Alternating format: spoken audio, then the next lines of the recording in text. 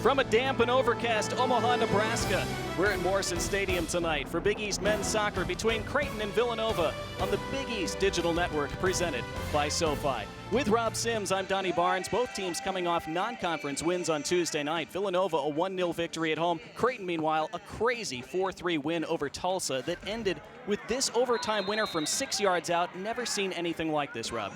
Not in my 2 decades of covering college soccer have I seen something that wild. It was a wild, exciting match with a crazy ending. Creighton won their conference opener last weekend. Villanova drew their first Big East match. Kickoff tonight, coming up next.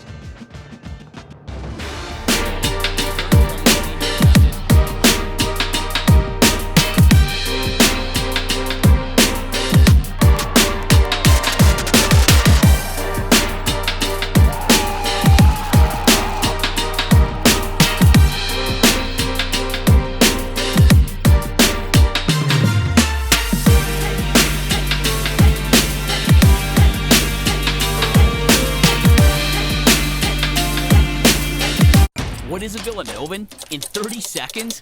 Well, Villanovans aim high. Top 50 National University high. We think fast and stay connected. V's up. Villanovans think deeply, push boundaries, and go, go, go! Still with me? We climb corporate ladders and these ladders. This campus is our home, but you can find us almost anywhere. Villanovans have big hearts and solve even bigger problems, and we celebrate together. Ignite change, go Nova.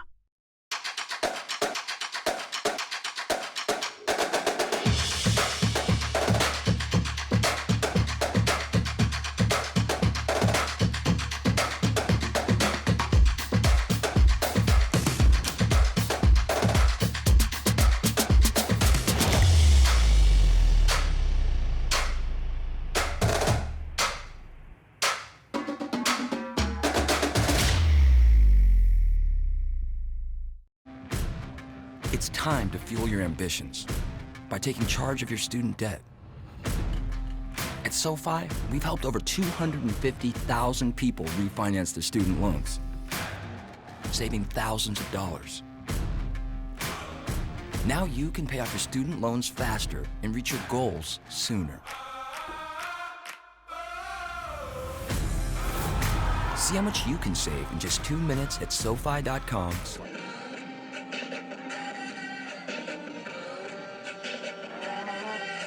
Back at Morrison Stadium, turning into a beautiful sunset after the rain has cleared the area for now. We have a rainbow on the other side of the pitch as Creighton gets set to take on Villanova.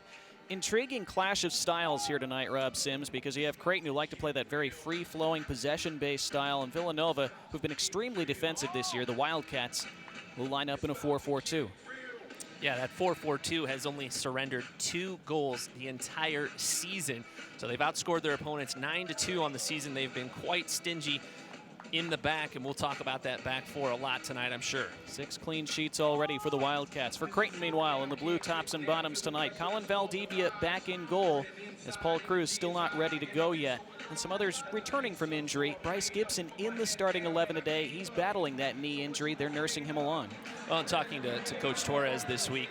It was almost easier to say who's healthy than who's injured, because they are all seemingly, the Blue Jays side, battling injuries and fighting through it. And there you see Coach Torres.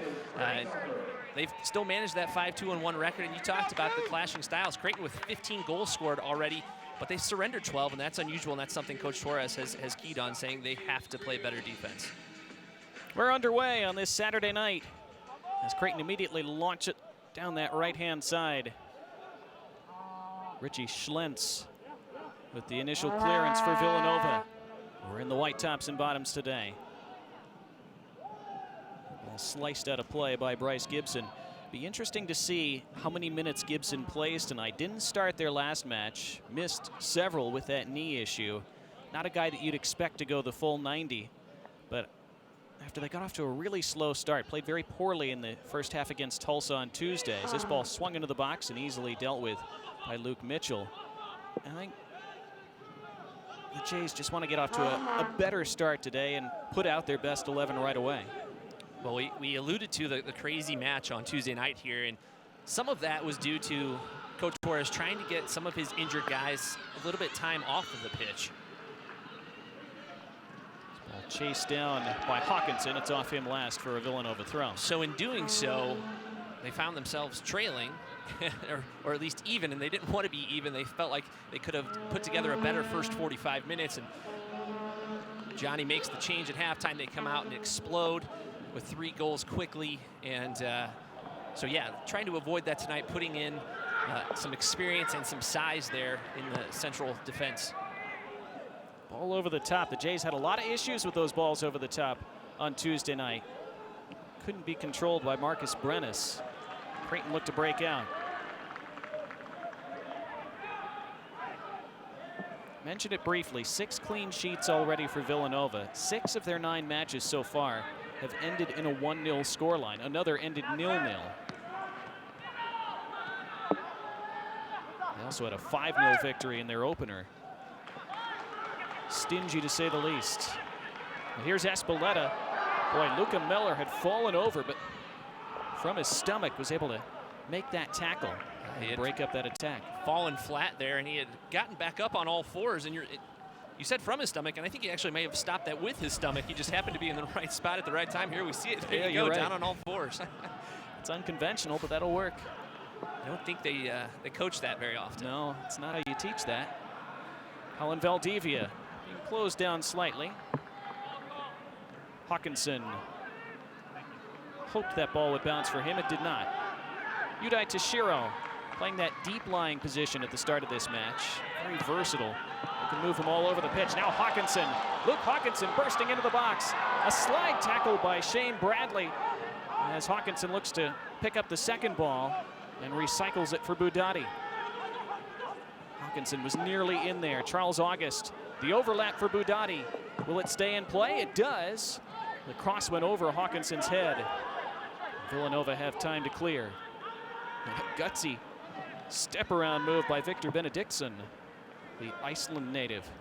Yeah, you go back to that play by Shane Bradley on that initial attack there, and Bradley obviously a very capable, a very important part of this Villanova defense, a 2-time all-conference performer, and he's out there more often than not. He plays almost every minute out there, and he's so important to what Villanova does on defense. You can credit obviously Carson Williams in the back, but those 4 in front of him are so important, and you can see why there. Didn't even have to get to Carson Williams back there.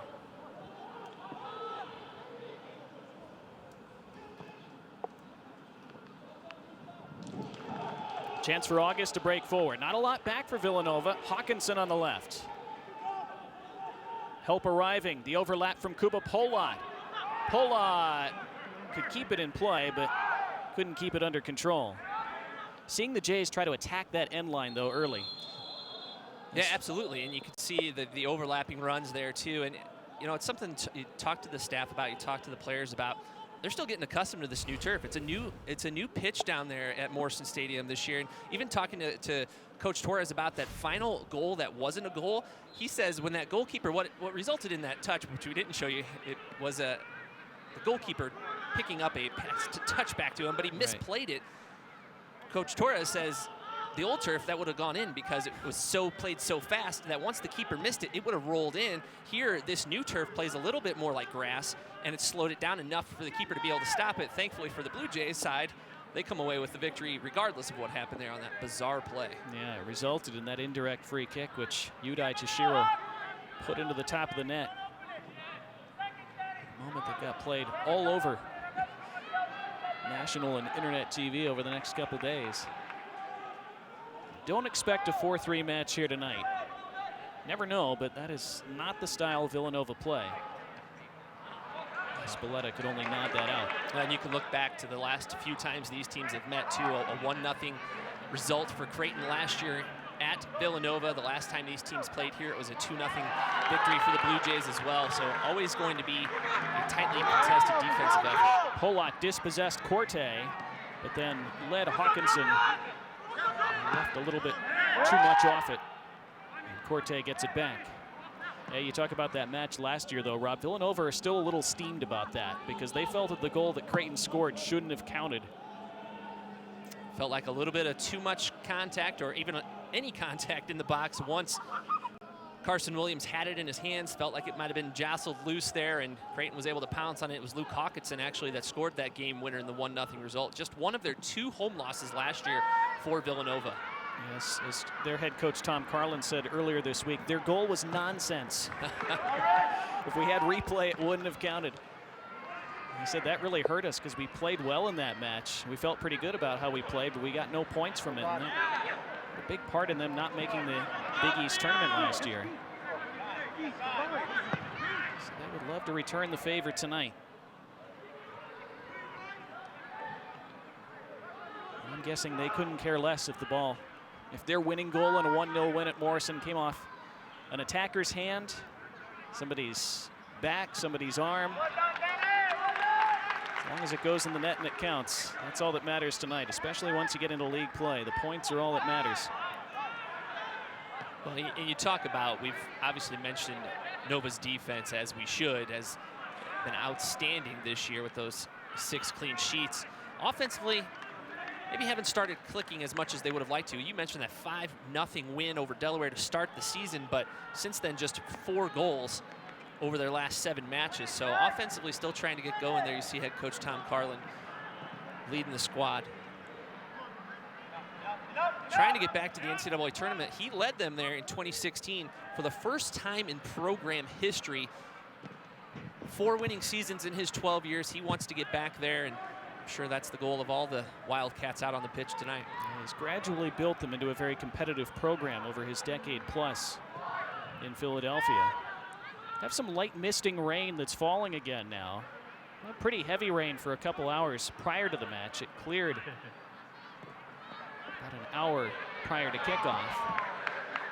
So it's going to continue to be and become even more of a slick surface as this goes on. Well, and you could see even on that pass from Villanova, the wind actually just started gusting in the direction of that kick, and I think the touch was a little strong there by Blues because of that gust of wind, and that may have taken it all the way out. Nico Engelking trying to make something happen on the right flank, but his opposite, number 11, Richie Schlentz, able to stop that. But yeah, you're right, Rob. That wind blowing across the field toward the near side from this camera perspective. So it doesn't really favor either team. The wind is at neither team's backs. It's at everybody's side. Toshiro trying to split the defense and does eventually to Congo, whose low cross falls to August, who buries it. And Creighton have a 1-0 lead in the 9th minute.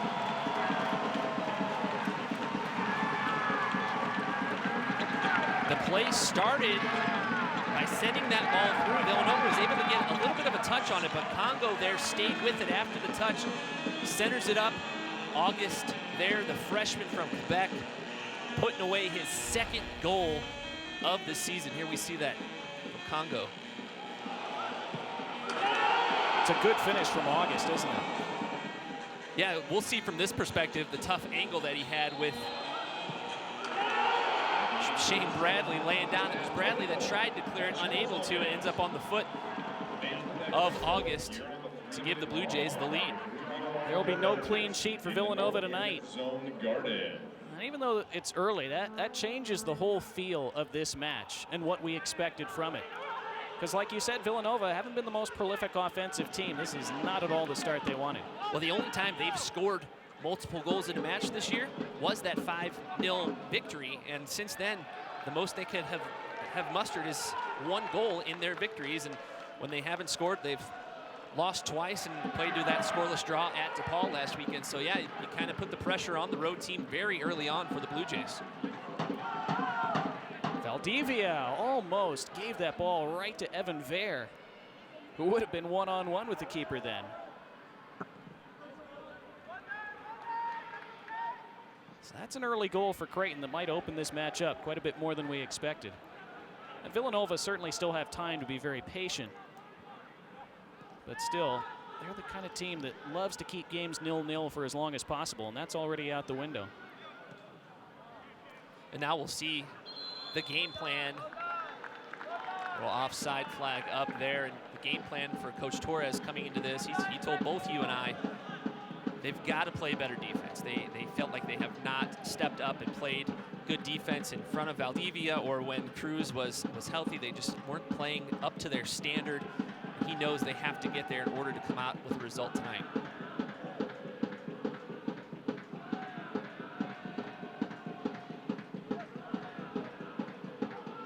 It's a small student section for Creighton tonight behind that goal to our right, but they're making themselves heard early. Their team's giving them a reason to be heard. There they are, that Yunus Budati flag that we see at every home match. The other countries, flags of the other countries on this Creighton roster. You know what's funny about that Yunus Budati flag is he's listed on the roster from Belgium, but he played for the Moroccan national team, the U20 national team. So maybe the students just didn't know which flag to pick.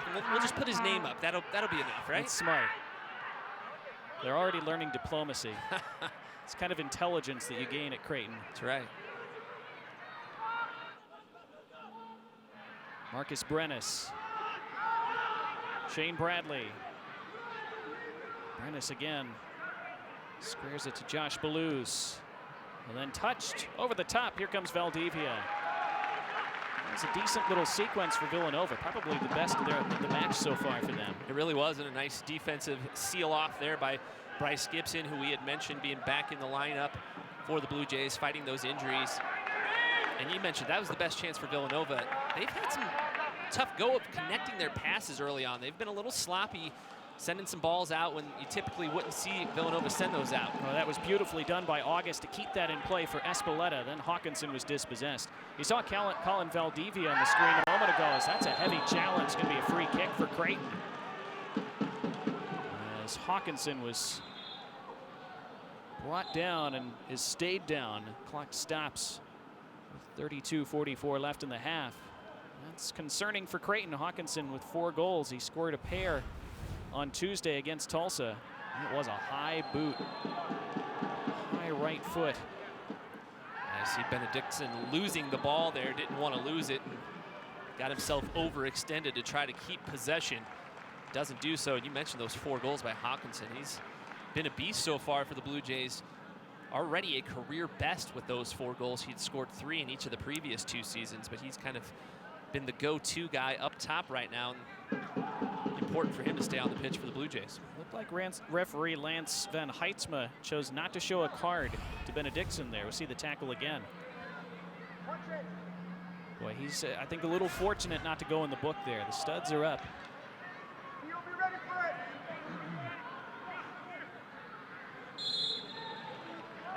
So free kick for the Jays. Polot takes it short to Congo. And then Polot dispossessed.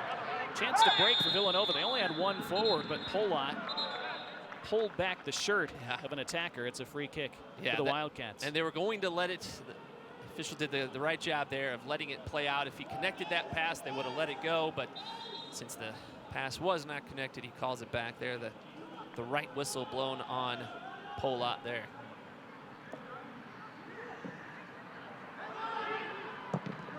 Dottie thumps that away.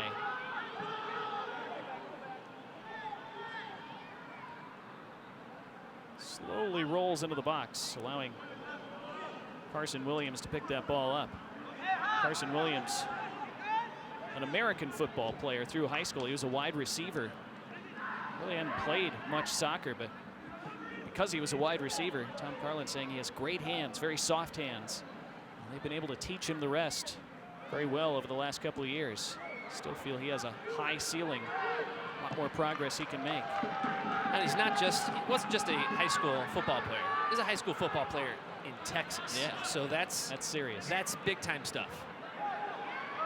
Attack breaks down for Villanova. Creighton looking to break. Espeleta. There's another neat touch by him. Keeps it moving for Hawkinson, who returns it as Espeleta's on the overlap. Help arriving in the box. Espeleta dancing his way to the edge of the area. And then August just couldn't quite reach that ball. And the attack comes to an end for Creighton. Good recovery there by Villanova. Got 8 guys back there in defense and slowed down the Blue Jay attack. Liam McKinnon, who's led the way in goals so far for Villanova, has their first strike at goal. It's right at Valdivia. Yeah, McKinnon, the freshman from Switzerland, already with 8 points on the season, a pair of goals, and 4 assists to lead the way for this Villanova squad, who is really replacing almost their entire offense from last year. 13 out of their 17 goals that they scored last year are gone. So they only had 4 goals back from last year.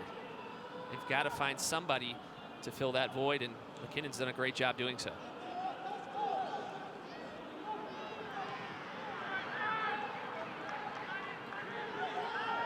It's been a much more open first 15 minutes than we expected. It really has. There's been a lot of connected passes from Creighton. They've had some opportunities, obviously, with the goals scored, and Villanova's got to push forward a few times. Hasn't been too dangerous, but yeah, it really hasn't been as close to the tight match that we anticipated coming into this one. Johnny Torres grabbing a drink there from the Gatorade bucket. Jays had the first corner of the match. It was Engel King who earned that corner. You see Torres motioning his team to push up.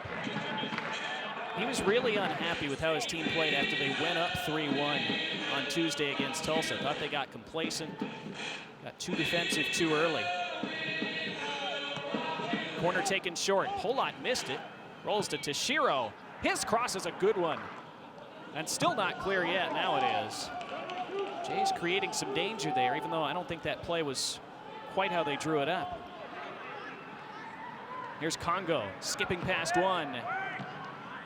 Easily cut out, though, by Luca Miller. He's from Huddersfield, England. Probably a Terriers fan, I would think. His hometown club back in the championship this year after a couple seasons in the Premier League.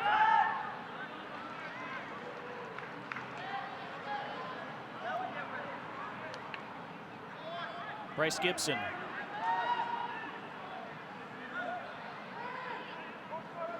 The 2 team captains along with Kuba Polot. Hasn't been able to play as much as he or his team would like. I would think if you're Villanova, you really would want to go at him and test him and his fitness. Here's Tashiro breaking forward, splitting the defense to Hawkinson. Luke Hawkinson on his left, shanks it wide.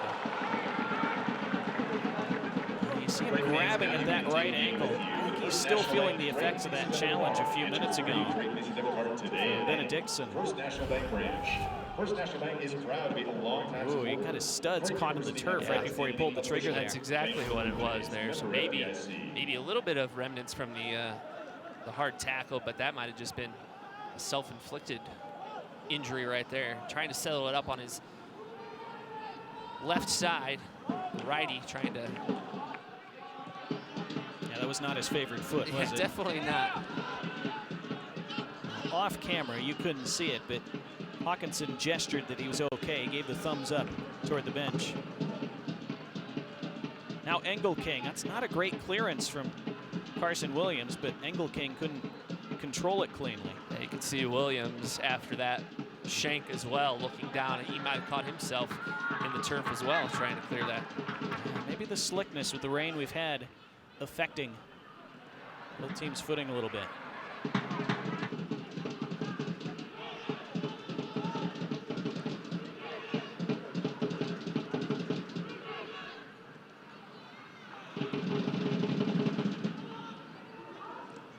August helping lead the line for Creighton.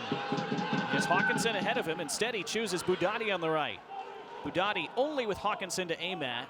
Always going to be a low percentage ball cut out by Shane Bradley. Yeah, you can understand the desire to attack there with numbers, or at least a slight advantage before the entire Nova defense gets back, but still might have been better off to settle it, let some Blue Jay attackers settle in and go with the attack that way. Colin Valdivia back between the sticks for Creighton today. He's been their starter Move together! the last few weeks after Paul Cruz went down with a muscle injury. There is Villanova coach Tom Carlin looking a little concerned with what he's seen over these opening 19 minutes. But Valdivia, a fifth-year senior who had only appeared in a couple matches, and that a few years ago, until a few weeks ago when Paul Cruz was injured. And with Cruz healthy, you figured he was going to play every minute in net. as long as he could. But Valdivia getting his chance now in his fifth-year senior season. Might see some action here as Theo Corte toward the end line, delivering across. It's a tricky one, and Gibson right in front of Valdivia had to concede the corner. There is Valdivia. Yeah, you mentioned just 4 matches played his entire 4-year career. In his 5th season here with the Blue Jays, had only played 196 total minutes in those first 4 years on campus, already up over 400 with the minutes played tonight. Richie Schlentz ready to take the in-swinging corner, instead plays it short. Corte. Brenes. Corte again. Will he deliver across? Still Corte. Now the cross curled in and headed away. It was Luke Mitchell who cleared only as far as Corte, who then blasts it wide. Yeah, Luke Mitchell with the great clearance there, and a freshman that's really made an impact here for the Blue Jays early on. He started 6 now out of the 8 matches well, now 6 of the 8 matches he's appeared in. He's the reigning Big East Freshman of the Week, and Coach Torres speaks very highly of him. He says he's raw still, but he says he's a warrior, and he said you can't coach that. He has just, he wants to be in there and clear that ball and loves doing it, and that warrior mentality is what has got him in the starting lineup as a young player. Jays keeping this ball on the deck out of the back like they like to do. Villanova coach Tom Carlin said this week, we like to do that too, even though we're a more defensive side. It's not like we don't want to possess the ball, we do. But Creighton possessing it currently with Budati. His cross awkwardly dealt with, but dealt with nonetheless by Bradley. And here we see Villanova playing their way out of the back. Very neatly done. Corte being given room to roam down that right side. Now Liam McKinnon, whose name we haven't called a lot early in this match. Toshiro staying down. Now slowly back to his feet for Creighton as Polat slows it down a bit. Good triangle, though, connects Espeleta with Toshiro. And then Budati.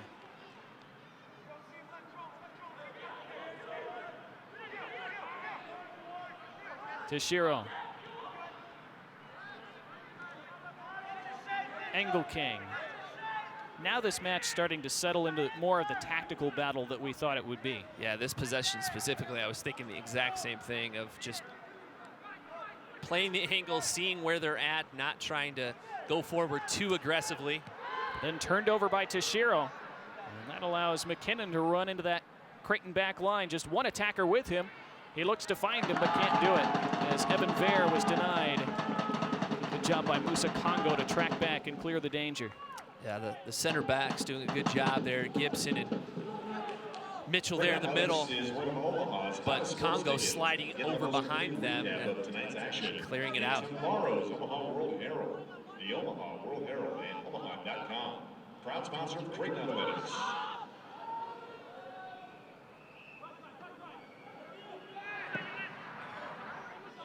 Intended for Corte. Congo jostling with him. And then blasted away by Espeleta.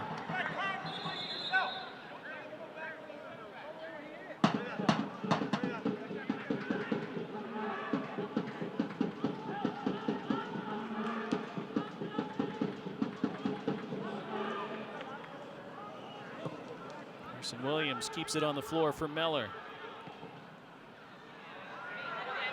Creighton hoping to start Big East play at 2-0. Remember, they are the defending Big East regular season champions. It's been forgotten, I think, over the offseason because of the way their season ended in the Big East tournament in such disappointing fashion with the semifinal shootout loss at home to Marquette, which resulted in Creighton missing the NCAA tournament for a second straight year. But they were excellent in the regular season in the Big East. 7-1-1 last year in the Big East, another regular season title for them. But while that's nice for some programs, a program that is used to being in the NCAA tournament 24 out of the last 27 seasons, and now they've missed 2 straight. That's just unheard of and disappointing for the Blue Jays. And it's great that they're the regular season champs. Don't get get us wrong, but for them, the ultimate goal is NCAA tournament and see how deep you can go into November and December.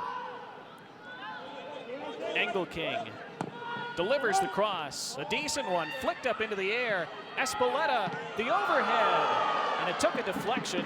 It's going to be a corner for Creighton. Referee says no handball. It hit the defender on his side. What an effort, though, by Espeleta. Absolutely.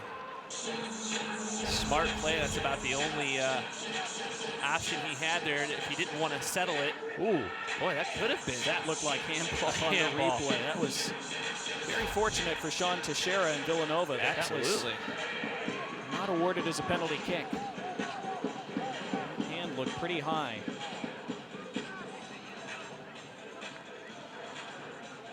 I don't think Creighton really saw it. I don't think any of their players really saw it much either, because there wasn't a lot of lobbying of the referee for handball. It didn't look right. And even when we first saw it, we didn't necessarily see it either. So it's easy to see why the referee missed it as well. Engelking off. Free kick rolled to Espeleta, who returns to Teixeira. And then Polat swings it toward that near side. Gibson won the header and then shanked over the top by Luke Mitchell, who had a fantastic chance for 2-0. Well, there you see the size of Bryce Gibson. While he's a center back, those tall center backs can often make themselves useful on defense. There you see him centering it up, and Mitchell, he's going to be thinking about that one for a while. Just leaning back as it came to him, wasn't he? Couldn't get over the top of it. And even with over 19 minutes left in the first half, that would have put Villanova in a really tough spot. That was Diego Dutil who checked in for the Blue Jays as the first substitution for Creighton. A freshman out of Santiago, Chile.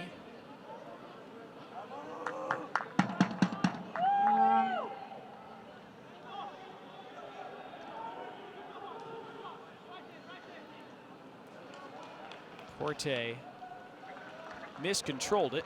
Congo concedes the throw. Seen a little bit of that on both sides tonight. I do wonder how the damp surface might be impacting this match tonight.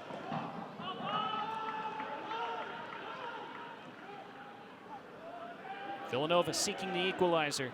Brennis chested down by McKinnon. And a good clear by Gibson. McKinnon again, back to goal. Teixeira swings it away this time. A bit of pressure, though, for Villanova.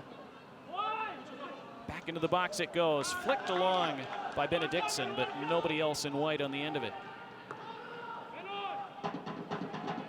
Espeleta has such great feet and relieves the pressure for Creighton. Yeah, both Espeleta and Polat in the middle. Really good control in traffic, able to maneuver around. And that's so important to have at the midfield when you're trying to transition out of defense to offense, to have that pair being the glue that holds the two together.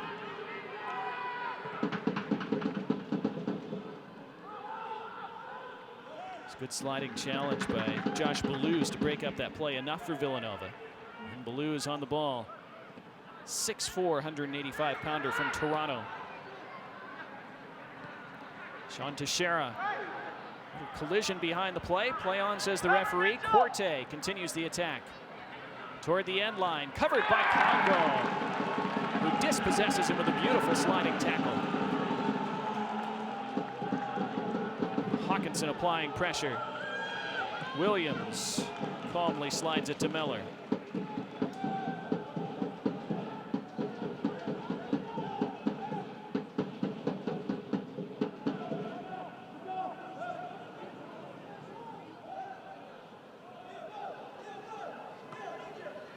Corte's had some chances on this near side early on here in Nova, but Congo's been up to the challenge, with the exception of the one corner earned by Villanova.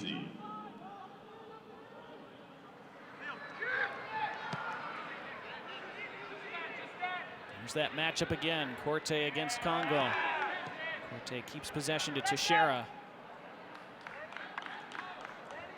Throw for Villanova as McKinnon was dumped to the turf again. Referee Lance Van Heitzma has been really lenient in the first half hour tonight. Hasn't called a lot of fouls, passed up the chance to award a yellow card.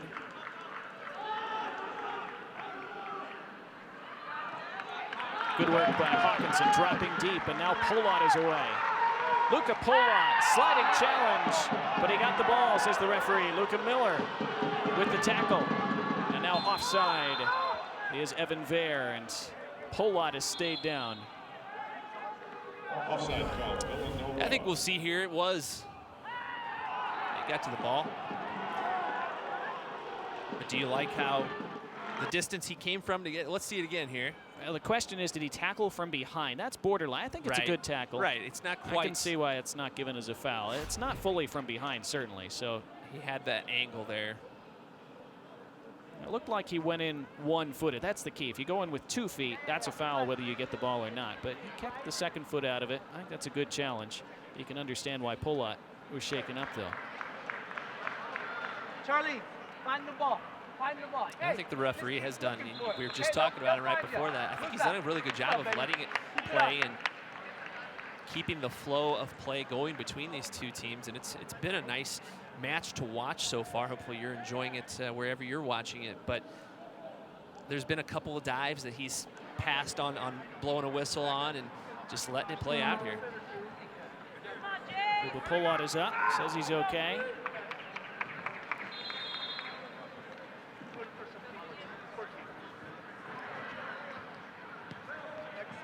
Mitchell takes the free kick short, and then Polott slipped. That could have been disastrous as McKinnon was lurking. Still is. Toshiro, though. Outlets to Gibson. Who couldn't connect with Budati.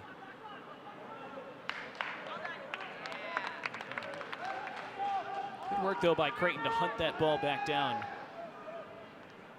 Valdivia was a little dangerous, but able to swing it around McKinnon. McKinnon doing some good pressing, though, for Villanova, who forced the turnover eventually. They had a player in an offside position. That's why Benedictson couldn't attack that ball, and then spun well wide by Evan Vare. Over a half an hour gone. Creighton with the 1-0 lead. They make a substitution. As they bring Keegan Boyd onto the pitch, replacing Daniel Espeleta, who had an excellent opening half hour. Yeah, we've mentioned his name a few times. He's definitely had an impact in this match. Keegan Boyd, the sophomore, onto the pitch now. Got to start against Tulsa, one of those subs that got the start that match as Creighton trying to work through some injuries. Boyd, a capable player out there. His first touch spins off a Villanova player. Blue Jay throw. Villanova with only 2 shots here in the first 30 minutes. Creighton with 4. So not a lot of offense. We didn't expect a lot of offense tonight, and it has really settled into the match that we anticipated here over the last 15 minutes of action. Hawkinson to Gibson, tried to return it. Finds Congo instead. Congo around one. Hawkinson, good strength there to keep it. Switches it all the way to the right side, and Budati, who touched it to Polott. Budati again, space to deliver across, which he does, deflected right to the goalkeeper, Carson Williams. Charles August's second goal of the season in the 9th minute, the difference. Mitchell rode that challenge, and then the free kick awarded.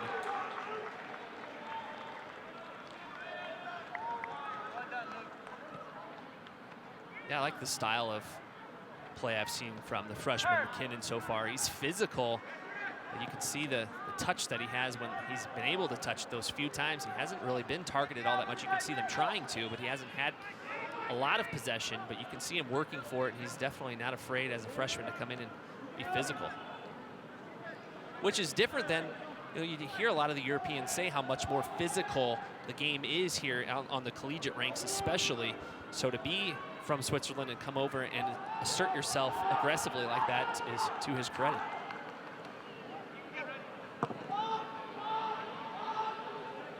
Valdivia trying to find Keegan Boyd's head, couldn't quite do it. Chance for Villanova to attack, but not the ball that Benedictson was hoping for. August trying to flick it around Sean Teixeira, who cut it out. Players after last season. August trying to spin that toward Hawkinson, didn't quite work out. Appeared to be offside had it reached Lion McKinnon. It didn't anyway. Congo under pressure from Corte, handles it well. Boyd equally splitting a couple of attackers. That's a free kick. This is going to be a yellow card as well, and Villanova are incensed about that as Josh Belouz is shown the yellow. He thought he got ball. Well, I thought it could have been a whistle for sure. I don't know about the card, and we'll find out here. We'll see. I don't know. That looks like a pretty good tackle. Yeah. He gets the ball pretty cleanly. It's definitely a tough card to take.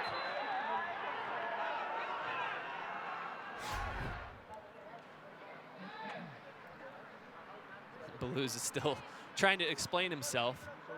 The only thing that I could think would warrant the card there, and we'd have to see it from the opposite side of the pitch, and it's tough to get an angle from that side, but was Belouz's foot raised a little bit when he went in with that challenge? Because otherwise, he got the ball well ahead of the player, did clean out the player afterward, but yeah, I don't think so. I'm on his side on this one. I think he's a little disappointed, surprised at first, obviously, to get that whistle. And he's been playing. He's a physical player. You can see him. He's got the size in that midfield, and he's physical. So that's tough. You got to play with the yellow the rest of the night now. See Keegan Boyd really having trouble and not putting any weight on that right foot or ankle. That's too bad, because he had looked really lively since coming off the bench a few minutes ago. Right. A possession there that he's injured on was an impressive possession to come away out of traffic and almost work his way out of traffic before the tackle there. Tor Troston will come on and replace Boyd in the lineup, the senior from Norway. Troston, another guy who's been battling injury. Jays might have another injury to deal with in Boyd, but can't worry about that right now. Job by Troston in his first action. Skip away from one challenge. Teixeira applying pressure, but it was dealt with. Villanova trying to break out of the back. We work toward 9 minutes remaining in the first half. August poked it free. Budati just shielded off the ball by the recently cautioned Belouz. And now Budati has stayed down. And if Creighton just picked up another injury. Yeah, he is in a lot of pain. Creighton, hate to lose anybody. They'd especially hate to lose him. See what he might have done. Is it that right ankle? I don't know if he rolled it. Yeah, left ankle, I the think. left. It was where the contact was initiated, so I don't know if the spikes caught the side of the ankle or if he just rolled it underneath. It's good that he's up at least, but he was pounding the turf there when he went down as though it was a lot more serious.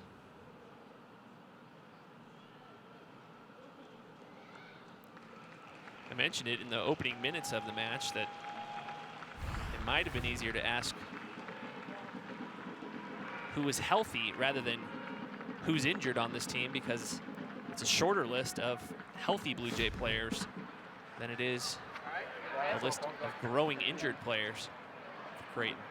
Looks like, though, Budati will step back on when the ref allows him.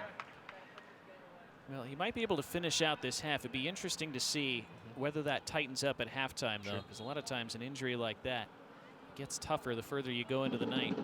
He is back on the pitch. Creighton still leading through that 9th minute Charles August goal, assisted by Congo and Teixeira. Had a great chance to double the lead on a set piece play that fell to Luke Mitchell that he would love to have back.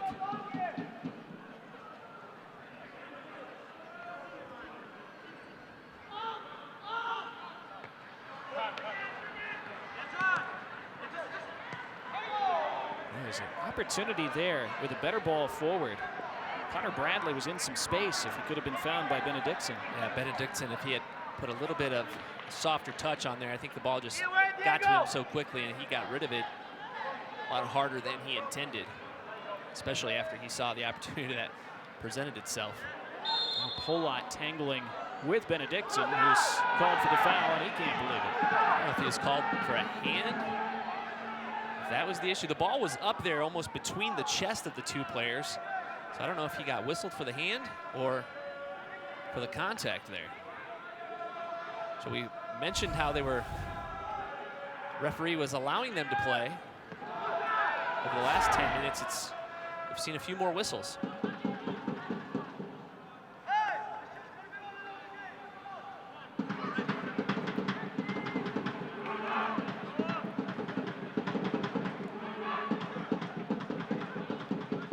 Polot, great touch.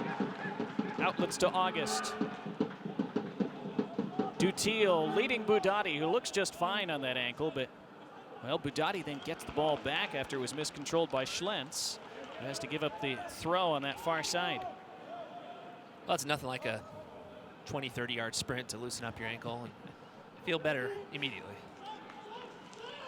Didn't quite reach August as it rolls in on Williams. Crucial last 7 minutes of the half, though. That little period right before halftime, always so critical. If you're Creighton, so important you get to the locker room at least still with this 1-goal lead. Absolutely, and because the match has slowed down and neither team has been in the attacking third very much over the last 15, 20 minutes of game action, it doesn't appear that there are going to be very many opportunities for either side, which again goes back to why it was so important for Creighton to score that early goal. Miller chipping it forward. We haven't seen Villanova as this ball ran out of play. It is a throw for Creighton. But we haven't seen Villanova try those balls over the top very much, and that's surprising because that's a ball that Johnny Torres admitted this week they've really struggled to defend.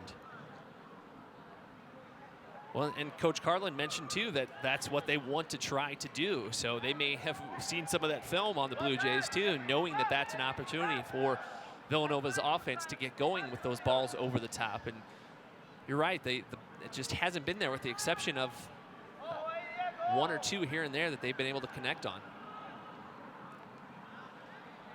Congo, I partially scuffed that pass, but it worked. And August neatly through the feet of a defender to Dutiel. And then Budati, he has two in the box, more arriving. Try to chip it toward August, and August squares it, and it rolls just wide across the face and out. It'll be a corner for Creighton. Great opportunity there. It looked like it was headed out of play, but again, this better turf where the ball will sometimes hold up by the end line allowed August to cut that back, and the Jays had a great chance for the second goal. Yeah, I think it's Luca Mellor that got the piece of that to keep it from going into the goal. Here we'll see a better angle on it. Both Mellor and Shane Bradley there. Connor Bradley, his twin, out there now as well. But Bradley and Mellor both there in the central defense to keep it from going in. It was Dutiel who was denied. It looked like he had an open goal. Toshiro to take the corner.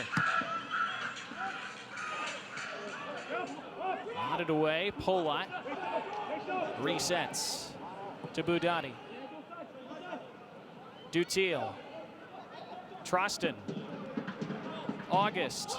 Trostin again, left-footed, deflected over the bar. Another corner coming for the Jays. Really good interplay there from Creighton. Yeah, Creighton connecting on those passes. In traffic too, Trostin there with about 3 defenders around him, getting the deflection going. Another corner kick for the Blue Jays. Looks like Kuba Polot will go to take this one.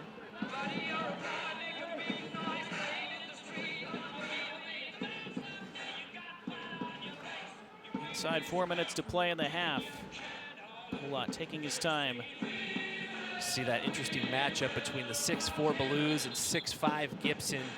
Watch Blues try to stay with number 21 in blue, 18 in white, marking him.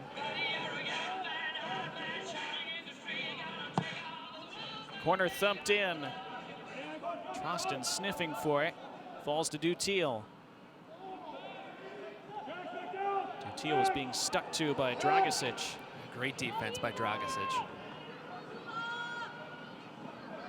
Polai takes the safe option, which is Gibson.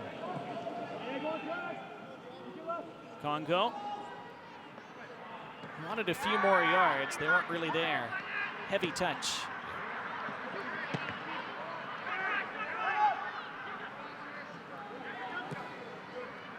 The rain has arrived again. Had some light mist for a couple minutes earlier in the half. Some bigger drops falling now.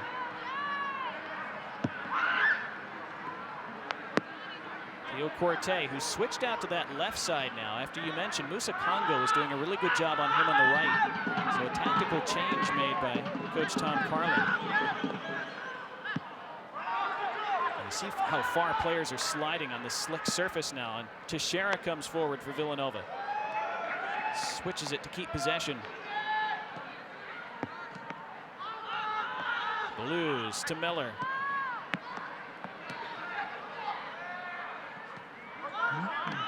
Dragicic. Congo should chase this one down and does. Is there enough spin to take it out? There's not. And then Congo from his rear end, able to stab it away briefly, then again. And now a foul called on the Villanova attacker. Musa Congo doggedly sticking to that ball.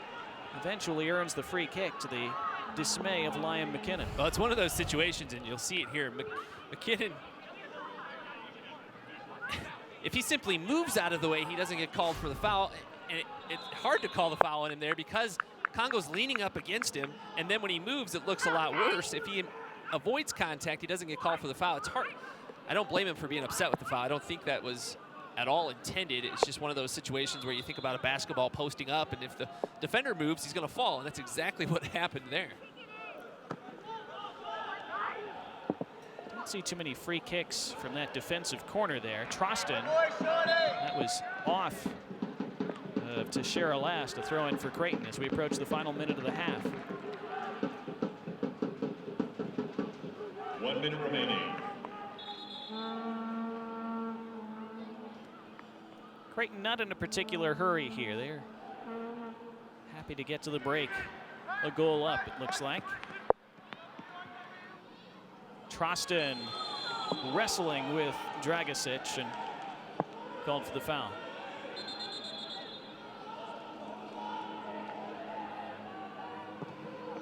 One more punt forward this half for Villanova. Again, those are the balls Creighton have had some issues dealing with, but no problem for Gibson that time. And then the Jays go over the top toward Hawkinson.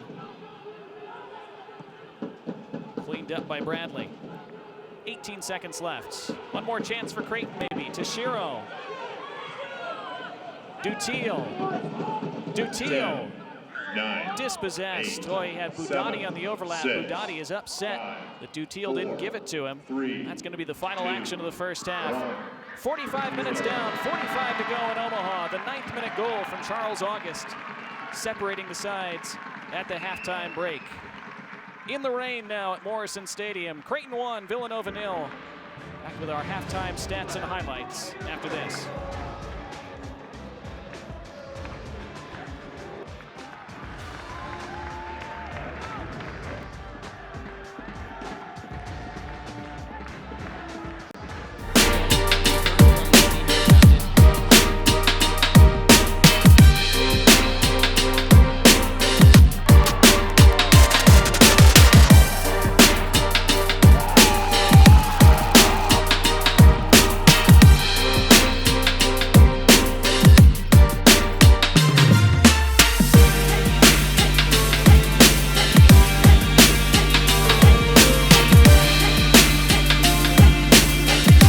What is a Villanovan in 30 seconds?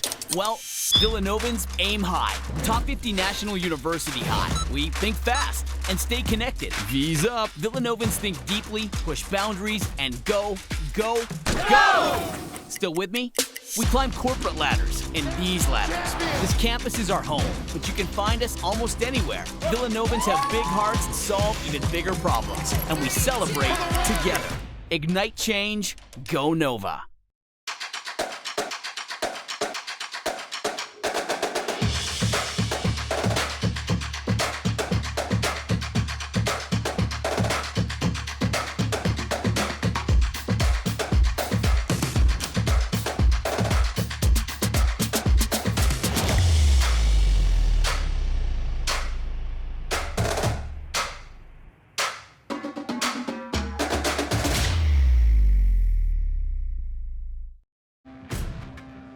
time to fuel your ambitions by taking charge of your student debt.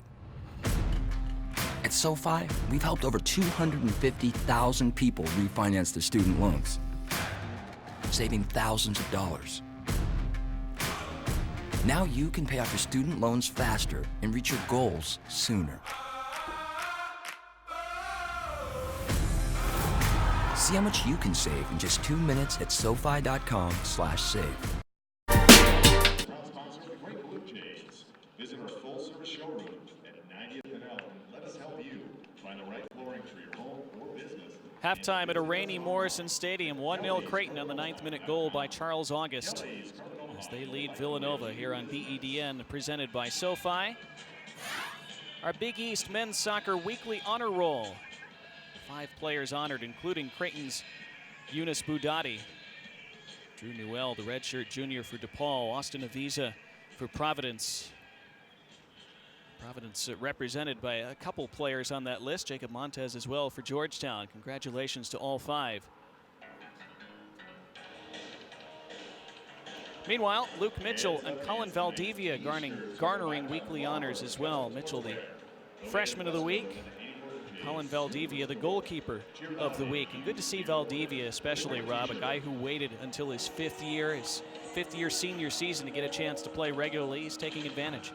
Yeah, and we've mentioned how little time and opportunity he had coming into this season, and he's making the most of his 5th year here on campus, including earning this honor from the Big East. And then you take a look at the other 2 representative. Georgetown ranked number 2 this week in the coaches poll, getting 3 first-place votes off to that 6-0-0 start for the Hoyas. Strong start for Georgetown, indeed. Strong start for Creighton through 45 tonight.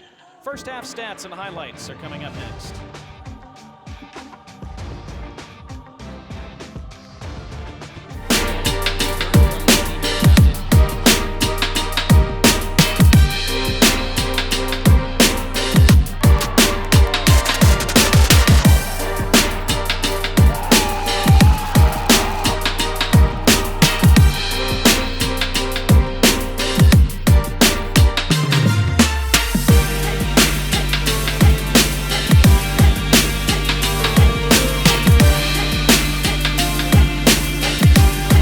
What is a Villanovan in 30 seconds?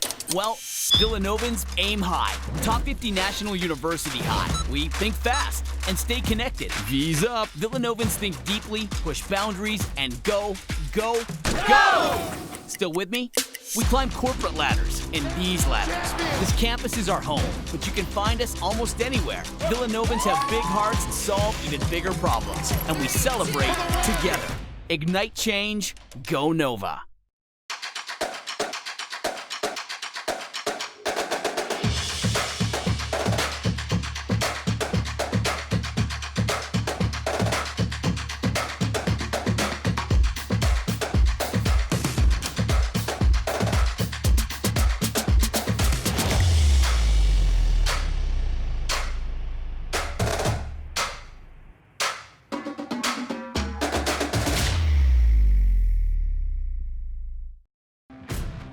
It's time to fuel your ambitions by taking charge of your student debt.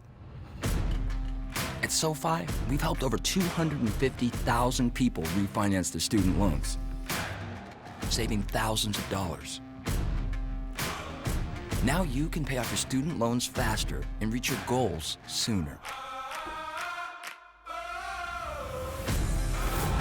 See how much you can save in just 2 minutes at SoFi.com. That very good boy enjoying halftime here at Morrison Stadium as Creighton lead Villanova 1-0 at the break.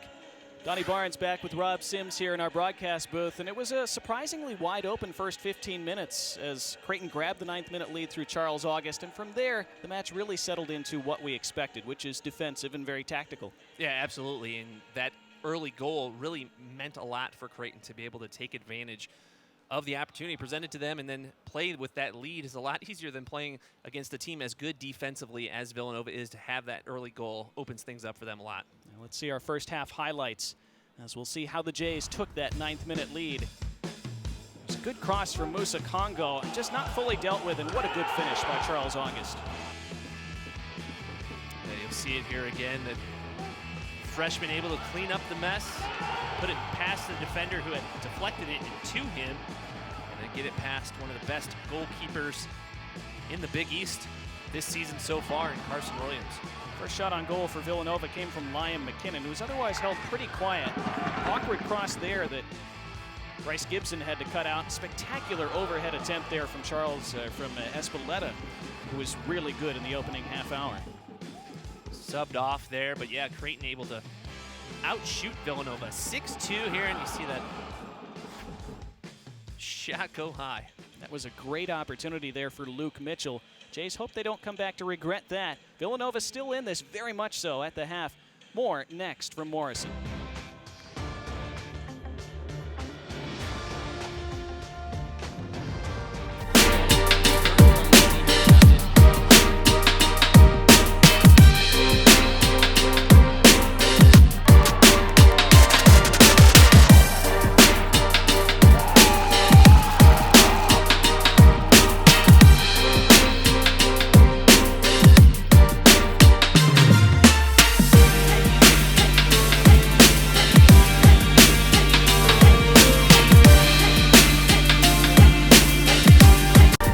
What is a Villanovan in 30 seconds? Well, Villanovans aim high. Top 50 National University high. We think fast and stay connected. V's up. Villanovans think deeply, push boundaries, and go, go, go! Still with me? We climb corporate ladders and these ladders. This campus is our home, but you can find us almost anywhere. Villanovans have big hearts and solve even bigger problems, and we celebrate together. Ignite change, go Nova.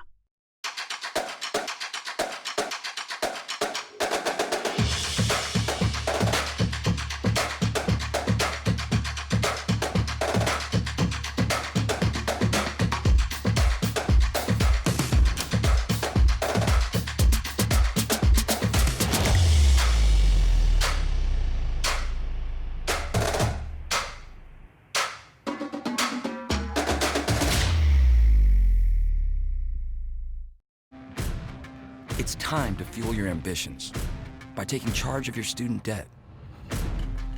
At SoFi, we've helped over 250,000 people refinance their student loans, saving thousands of dollars. Now you can pay off your student loans faster and reach your goals sooner. See how much you can save in just 2 minutes at SoFi.com/save.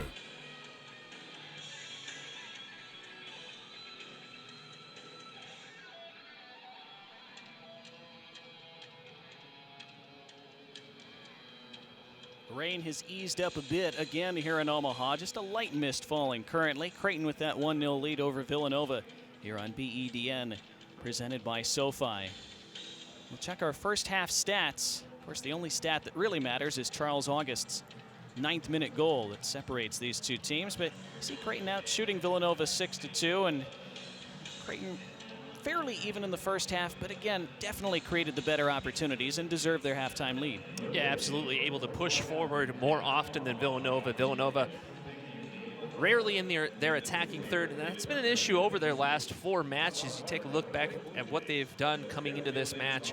1-2-1 in their last 4 with just 1 goal in their last 4 matches, and that was that 1-0 win against George Washington earlier this week after being shut out 3 consecutive matches. So they're still looking for their first Big East goal of the season, and it's going to be tough to come by with the way Creighton's defense has stepped up tonight.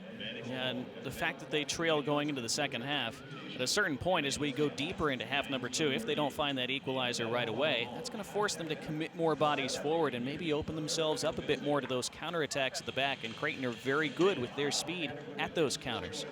Absolutely, and that's what Creighton has hung their hat on over the past couple of years. Obviously, head coach Johnny Torres, first year, but serving under Coach Elmar Bolovich and the style of possession and counterattacking, the ability to do that and possess and go forward easily. You say easily, they make it look easy the way they're able to possess with those Espeleta and Kuba Polat in the middle, creating havoc and going forward. Look for those opportunities for Creighton, like you said, if Villanova has to continue to play from behind and push some guys forward. Creighton potentially 45 minutes away from going to 2-0 in Big East play. Half number 2 coming up next from Morrison Stadium.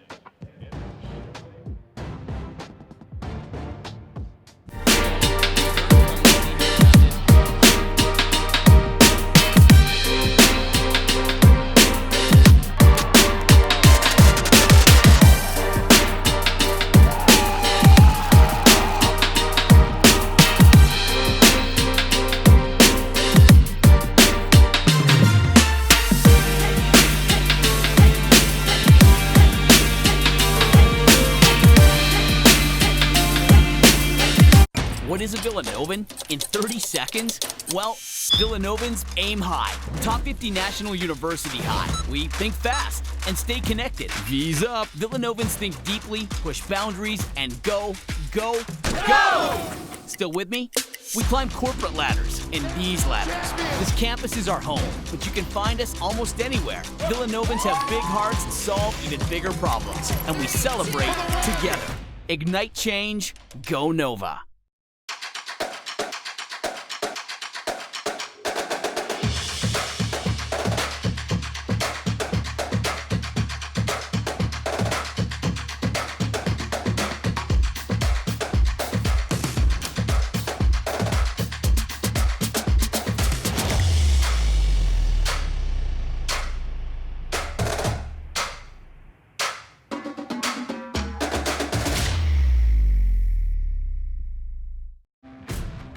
It's time to fuel your ambitions by taking charge of your student debt.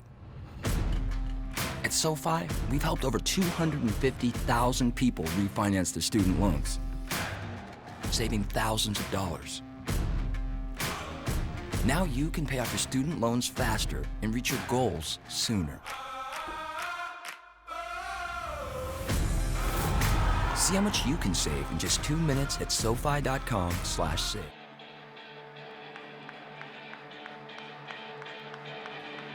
A little bit chilly as we go deeper into the evening in Omaha. And the rain has eased up for now, which these fans are grateful for. They're also grateful for Charles August's goal. It has given Creighton this 1-0 lead going into half number 2. Big East standings, and it is very early at this juncture, but Georgetown, you mentioned what a strong start they've gotten off to this year, and already 2-0 in conference play. Creighton a chance to match that if they can hang on and win tonight. Yeah, Georgetown the preseason favorites, despite Creighton being the returning Big East champs, but Creighton selected second preseason by the coaches, so trying to keep pace with Georgetown, who is off to that fantastic start. Don't overlook St. John's as well, off to another a solid start as well. St. John's 7-1 overall. They won their Big East opener. Villanova, meanwhile, they got a result in their opening conference match with that draw. Tough when you get just 1 point from your first couple matches. Remember, the top 4 teams qualify for the conference tournament. Yeah, and something that Villanova is trying to get back to for the first time in a few years, and Creighton trying to have success that they haven't had as much in the Big East as they had in the Missouri Valley Conference in that postseason tournament. Creighton 18 conference championships overall in their program history. There's Yunus Boudadi. Took a little bit of a knock late in the first half, but seemed to be all right after shaking it off. It'll be interesting to see. There's Bryce Gibson, who played the entire first half. How will they manage him here in half number 2? Because he's not a guy who's been able to play 90 minutes with his knee issues this year. Villanova, see how they come out of this halftime break as well. Again, the team, and we've talked about it a ton, very capable defensively. Haven't had as much going forward so far this year, and they'll need at least a goal in the second half. And I talked about, I like Liam McKinnon's style, but he can't do a lot if the ball doesn't get to his feet. And so they've got to do a better job of connecting with him and allowing him to be creative with that possession. So Cullen Valdivia, the Creighton goalkeeper in the black goalkeeping kit. Always easy to spot him with his hair wherever he is on the pitch.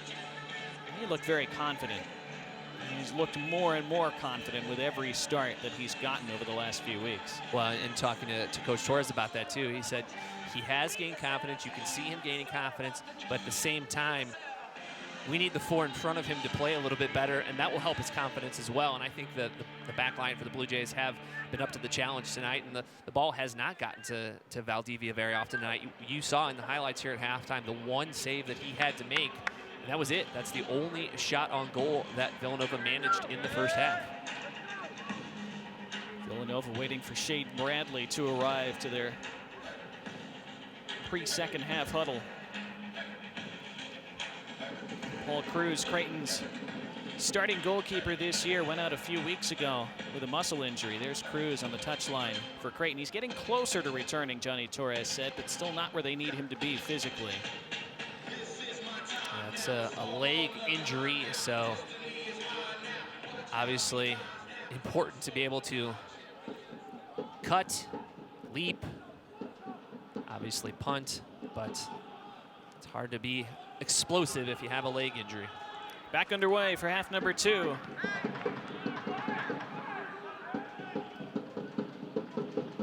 Creighton attacking left to right in those blue tops and bottoms. Villanova in the road white.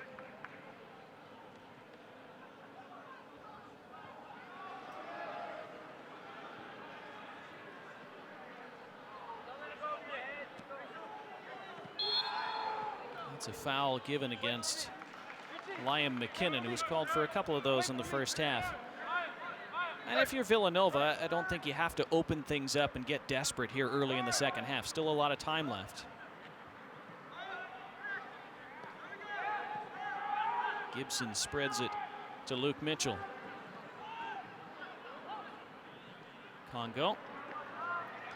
Musa Congo has had a fantastic game there on the outside back line, matching up very well with Theo Corte, shutting him down and making Villanova's Tom Carlin alter his strategy in that matchup late in the first half to see if Corte could get some challenges on the other side, because Congo was marking him so well. And Corte looked dangerous. I mean, it's not that it wasn't Corte was having his way, but it just, Congo was up to the challenge.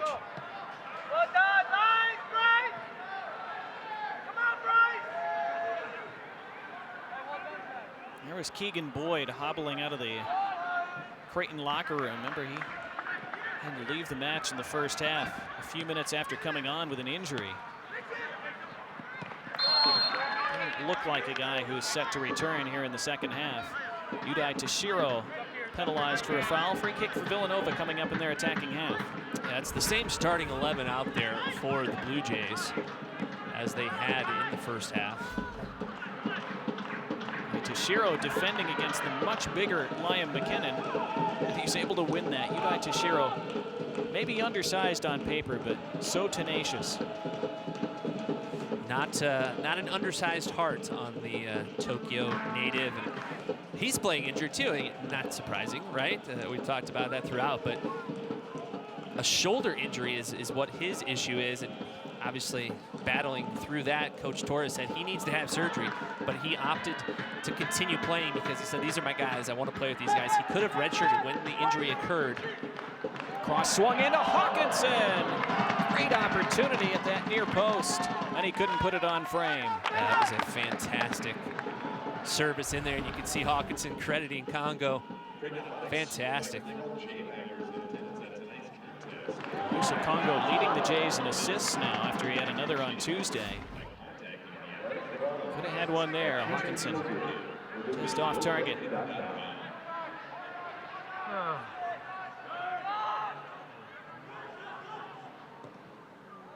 There's that ball over the top that we were expecting Villanova to try a bit more in the first half. Jays cut that out, but then they lose it. Polak dispossessed. Schlentz trying to find Corte. Espeleta. Tashiro. August. Hawkinson. Has Engelking centrally. Instead uses Budati on the overlap. Yunus Budati with the cross. And a sliding effort by Engelking. Good try, but very wide. So it's Creighton with the lead, playing aggressively trying to get that coveted 2-goal lead here early on in the second half.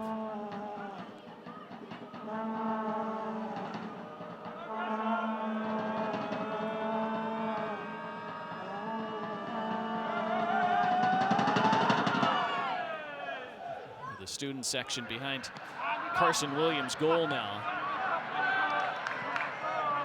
Making noise as he took that goal kick.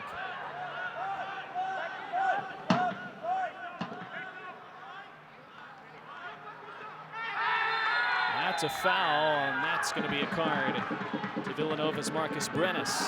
Becomes the third player caution tonight, and it's a straight red. Wow. It's more than a caution, it's an expulsion, and Villanova are down to 10 men. Did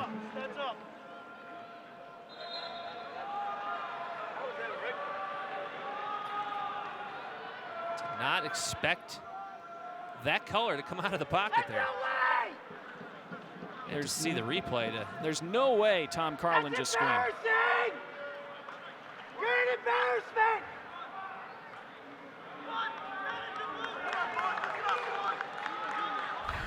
Well, you hear what Tom Carlin thinks of it. We see it again. Wow. Well, was the foot raised when he comes through Espeleta here? Yeah, he does get the studs up. From that angle, he does get the studs up into the ankle of Espeleta. You've seen that given as a red card at different levels. Espeleta hobbling now, and our cameras were able to get a shot of Keegan Boyd in a boot coming back out. Espeleta able to stay on. However, Brennis not able to stay on, and now Villanova going to play with 10 for the final 40 minutes of this match. Well, an already challenging task for Villanova becomes that much more challenging. There's Keegan Boyd. You see him with crutches as well. Engelking, meanwhile, trying to press home that advantage right away. Flicked away, though, by the Villanova defense. And again, Villanova, we talked about it, already a bit offensively challenged this year, chasing a goal, and now a man short as well. Corte tracked down by Tashiro.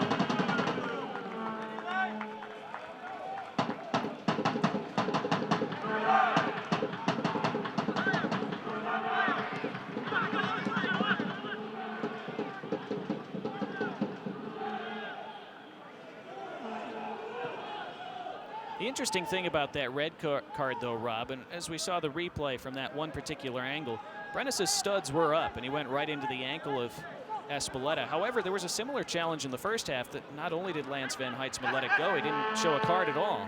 That's why I was surprised to see the red. I no doubt would see the yellow there, but the red was very surprising to me.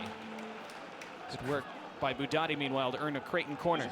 Their fourth corner kick of the night. Villanova going to be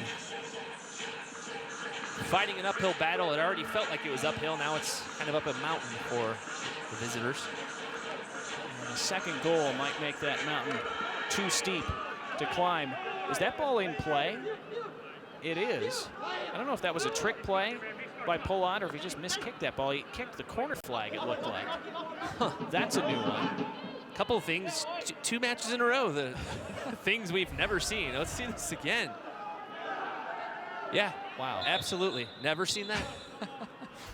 It's not, you'd think you might see it more often. Yeah, there was Brennis making the long walk back to the locker room. It is a very long walk here. You have to go back to the DJ Sokol Center, DJ Sokol Arena, which is, well, you saw how long it took Brennis to get there, a few minutes. So, lots of work to do for Tom Carlin and his side now, as if there wasn't already. And you could hear him say, we have to attack, you have to go. I mean, those are the words he's yelling at his team. We're going to see a review here. Well, this will be our first review here at Morrison Stadium, and this is a new review system that's just been instituted over the last couple weeks. They're going to see sure what they're looking at. Yeah, there are only a couple things that can be reviewed under the new system. You can't review offsides, for example. That's not reviewable. The only things that can be reviewed are, did a ball cross the goal line? And you can review red cards and possible violent behavior that could lead to a red card. So if Lance Van Heidsma has chosen to review the red card, He wants to know if he's going to give us another card. He didn't stop to see if the red card was running. He stopped to see, just in case there was a foul, stop to see what that looks like. so you can hear our field mic picking up.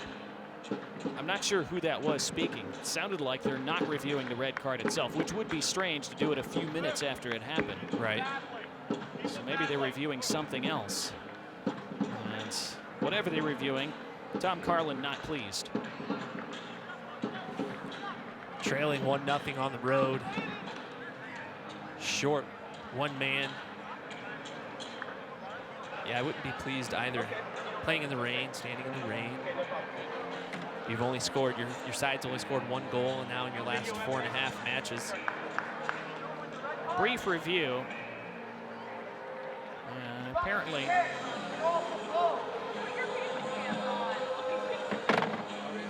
no further action. Whatever it was, they were actually reviewing, and we weren't clear. And he's clarifying to Luca Mellor, the captain for Villanova, and telling him what he was looking at, or telling him what the determination was.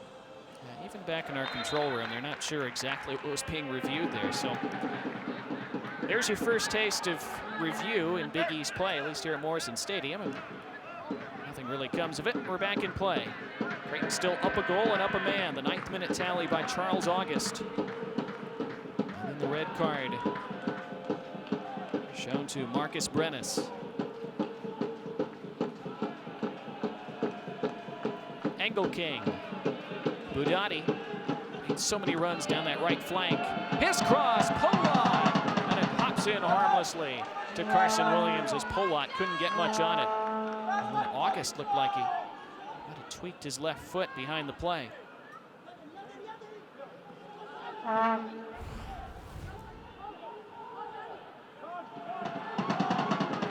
Defender did just enough to put Polot off there. Here's Toshiro. Udai Toshiro. Blocked by the defense. Falls to Engel King. Deflected right on. And held well by Carson Williams.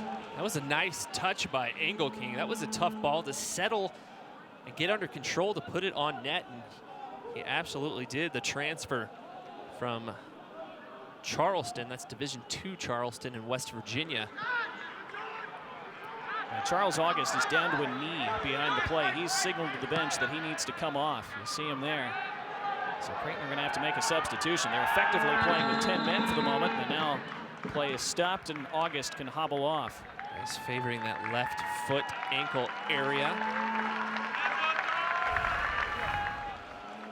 Well, we keep talking about how Creighton, see how August might have hurt himself here. Just got his studs caught as he. Yeah, a non-contact injury, and those can often be the worst. He tried to hold up so he would not have contact with Carson Williams in the box there, and ended up injuring himself, it looks like. Good ball toward Troston. See him struggling for his footing a bit. Just talking about how Creighton can't afford any more injuries, and looks like they have yet another.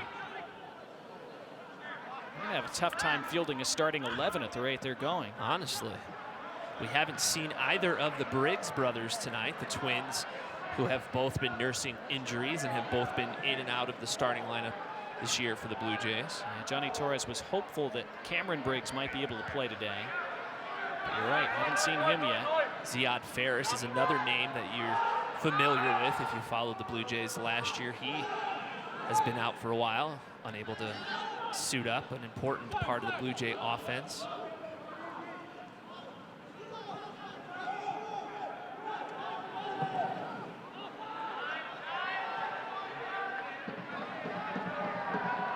Engel King. Looking lively again. Budati. And that's off. Richie Schlentz for a Creighton corner. Corner kick number 5. Creighton has had a lot of set piece opportunities in this match. And for Villanova, you got to keep holding your breath every time you see one of these, because not only is Creighton a dangerous side, but you only have 10 men out there as well.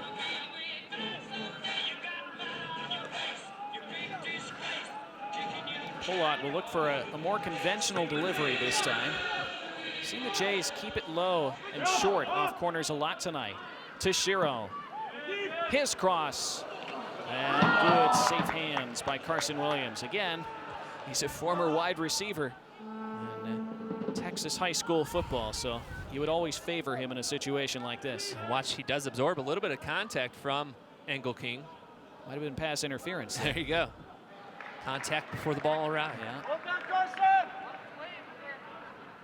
Plano, Texas native Carson Williams. Played every minute in goal for Villanova over the last 2 seasons.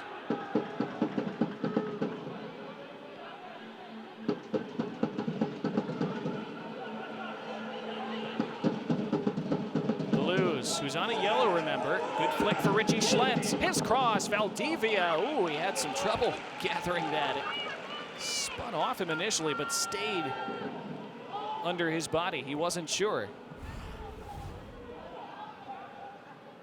And again, with that slick surface, makes those balls that are normally straightforward a little bit more tricky. Here come the Jays again. Budati once more. Chooses not to cross this time. Pulls it back for Engelking. He swings it in, not fully dealt with. Toshiro, Hawkinson, Budati. This time crosses, easily dealt with. And then booted clear. Villanova just doing enough to hang around. Still down by just a goal. Still within that margin. One moment of craziness or one moment of inspiration could level the match, even though they're down a man. Corte, it was neat work initially, but then couldn't pick out a teammate.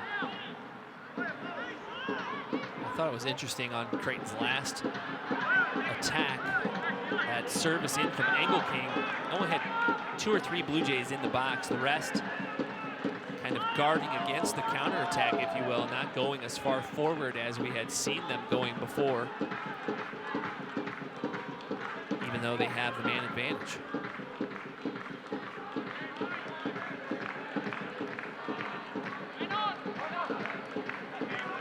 Good decision making by Hawkinson there not to try to return it to Engelking, who was covered up well.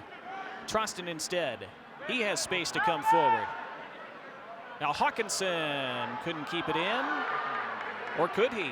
Yes, he did. No, now the flag goes up. Well, it was a very late flag. Late decision. Thought it had gone across the end line. Right. Good hustle by Hawkinson here. And it does indeed go over. It's the right call. Just surprised it took that long.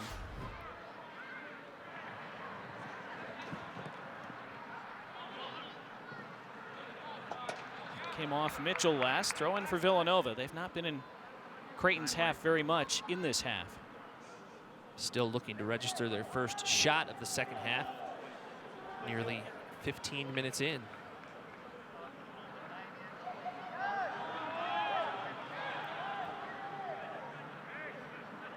Still, even when you're up a goal and a man, as Creighton are, anytime you don't put a team away, you're always leaving yourself open to that sucker punch. And Villanova somehow level this match.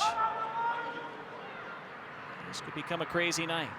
Launched into the box. Corte flicks on, and then the overhead attempt ballooned over. That was a half chance, but a difficult one. I believe it was Schlentz.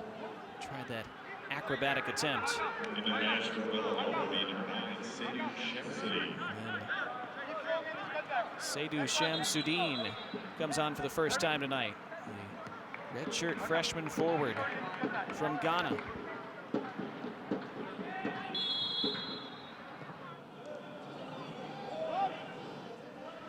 Liam McKinnon, the man replaced. And again, tough going for McKinnon tonight. Just starved of service for these first 60 minutes. That's exactly right. Let's Sam Shamsuddin can get the ball on his feet and see what he can do to create for Villanova.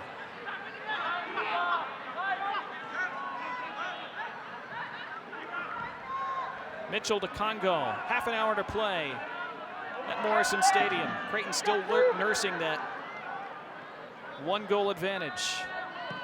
Polat, space for Engelking. Taken down on the chest by Hawkinson, didn't have the angle to shoot. Engelking again. His cross cut out by Richie Schlentz, who's defended very well tonight. Good patience by the Blue Jays. You mentioned Hawkinson settling that ball and didn't have the angle to try to attempt a shot, so rather than taking a wild opportunity, he settles it and maintains possession for the Blue Jays. Tashiro led Trostin a bit too far. Then it was miscontrolled by Sean Teixeira. He recovers, but then gives it right back to Creighton. And a right-footed effort. Blocked in front of the goal by Shane Bradley. It looked like Carson Williams had it covered anyhow. Creighton continue the attack. Budati didn't like his prospects for a cross. Might like them better now. He does. Top of the 6. Flicked off of Hawkinson's head. Back with Pola. Extended spell of pressure for Creighton now. They want that second goal that might put this match to bed. Trostin touches it for Tashiro. Budati. Engelking. Lots of space to deliver across, but couldn't beat the first man, and he'd expect to do better there. Again, it was Schlentz who cut it out at the expense of a corner.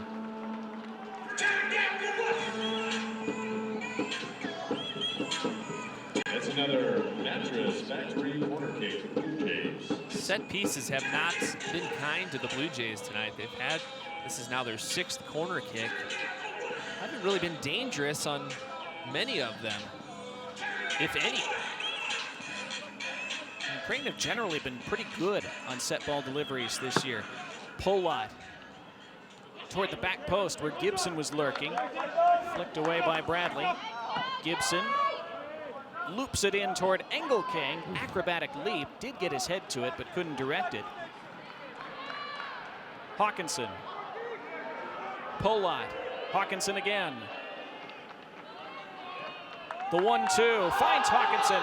Look, Hawkinson scoops it toward the back post and cleared off the line. An acrobatic effort by Tor Trostin. And it was cleared by Luca Miller, who covered that post and keeps his team within a goal. Touch the service here by Hawkinson. Maybe a little higher than he wanted, but Trostin stuck with it. And Miller there for his keeper. Boy, what an effort by Trostin. What a goal that would have been if Miller hadn't intervened. Tashiro delivers the corner. Trying to get Gibson to flick it on. It's hammered back out of play. Throw for Creighton. We're that close to doubling their advantage a moment ago. You can see they're kind of sniffing that second goal right now. They can feel it. Trostin in that pocket of space. He strikes, but pulled it wide. You're right, though. This is where it's cliche to talk about having a killer instinct as a team, but this is where you want to show it if you're Creighton. Villanova just trying to hang in and hang around and give themselves a chance over these final 20 minutes or so. And by the score, they absolutely are hanging in there. Yeah. The play on the pitch, they're barely hanging in there. Well, understandably so, down to 10 men after that red card early in this second half. It was shown to Marcus Brennis.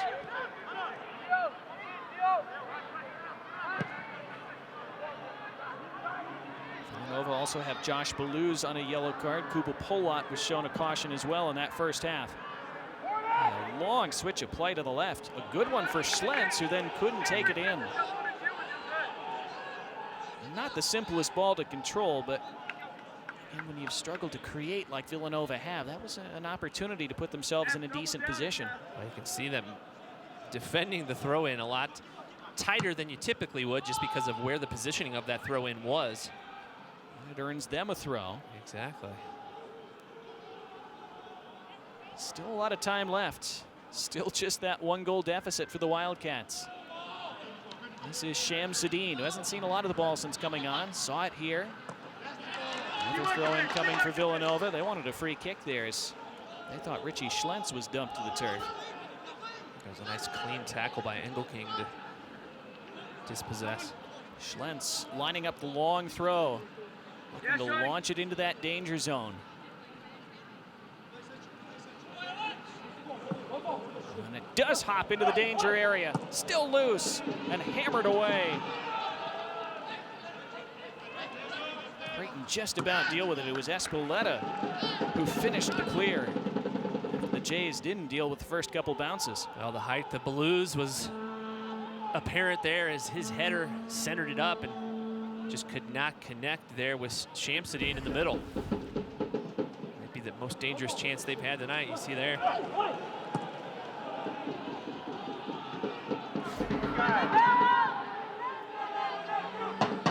An example there, though, of how fast this match could change. As long as Creighton don't find that second goal, they're vulnerable to moments like that. And there's a good cross. Falls to Toshiro, and offside. I thought at first the referee was pointing for a handball and a penalty, but he looked like he was pointing to that penalty spot, and some Creighton hearts were in Creighton mouths.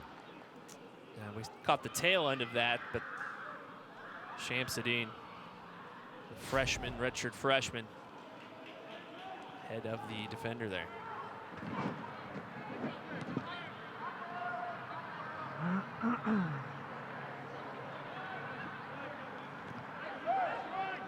Creighton out shooting Villanova 13-2.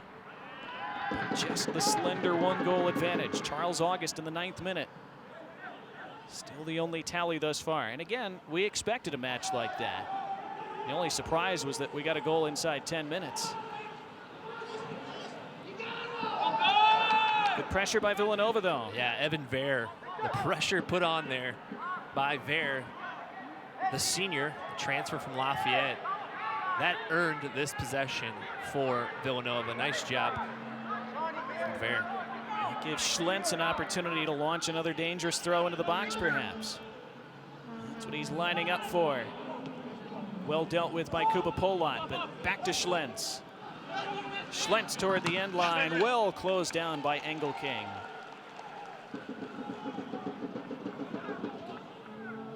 First time, though, that Villanova have been able to camp out in Creighton's half in quite a while.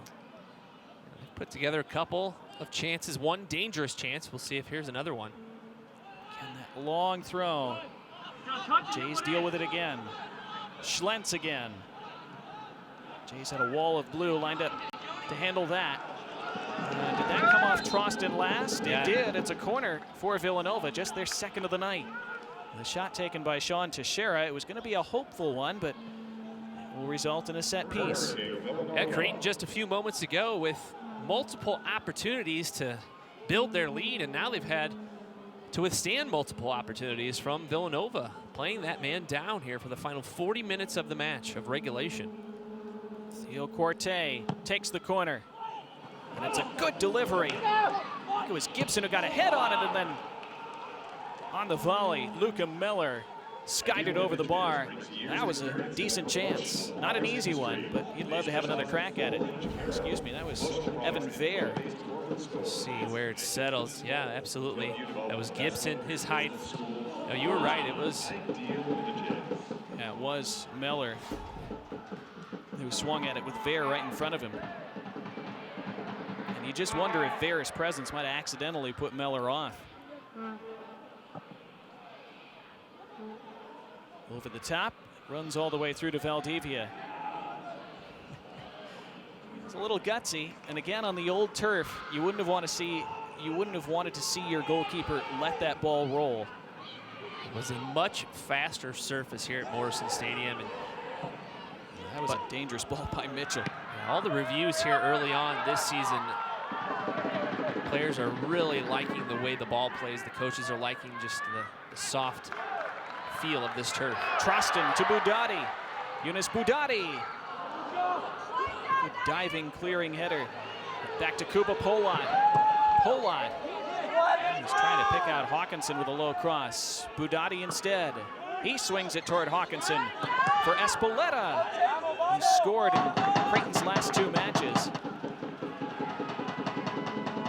Couldn't find his way through the defense with that shot. Inside 20 minutes to play. Yeah, you really have to recognize Shane Bradley and Luca Mellor, that these opportunities that Creighton has had, those two have been there in the central defense to thwart them all, with the exception of that early first half goal for the Blue Jays.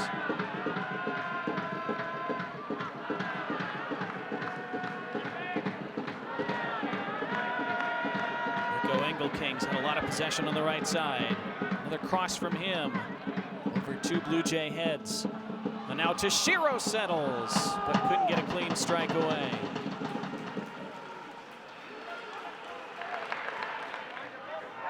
Actually surprised Toshiro got a shot at all with the momentum that he had to settle that ball into swing and get his foot connected with it was all impressive here. You see his balance was off. He slipped there as he went to take the shot attempt. Ended up duffing it.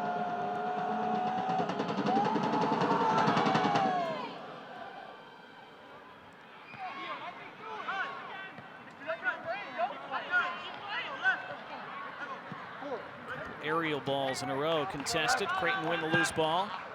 Booted out of play by Budati. It's been a gutsy effort by Villanova to hang in this match, especially down to 10 men for the last 25 minutes nearly. Clock's starting to become their enemy though. Created a little bit more over the last few minutes.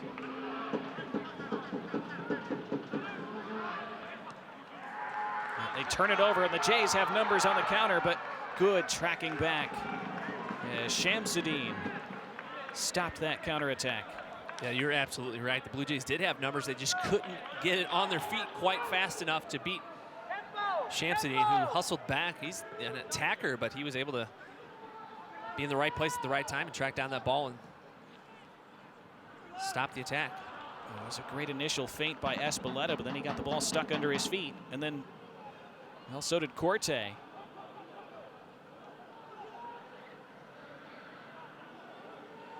Haven't had much rain in the second half.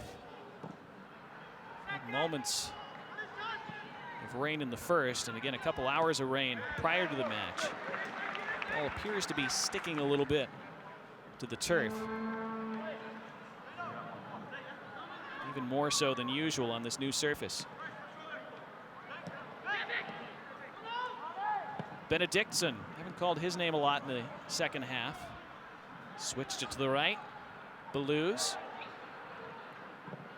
Swung in by Teixeira.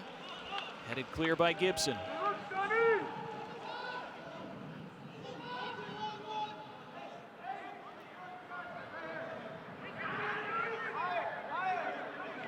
Love that Villanova shield crest that their soccer program has used for a while now. It's a good look. Headed up in the air by Polat. Wasn't able to clear, and a chance. And it didn't find its way through the maze of bodies. A turnaround effort by Josh Belouz. And it looked like Toshiro, who wore it in his side, but may have saved a goal for Creighton. Yeah, as you mentioned, it's a wall of blue, so if it gets around it, it's going to be tough for Valdivia to see it that close. Corte with the corner. And here comes Valdivia, and he claims. Nice aggressive take by the fifth-year senior coming off of his line once he saw that ball in the air.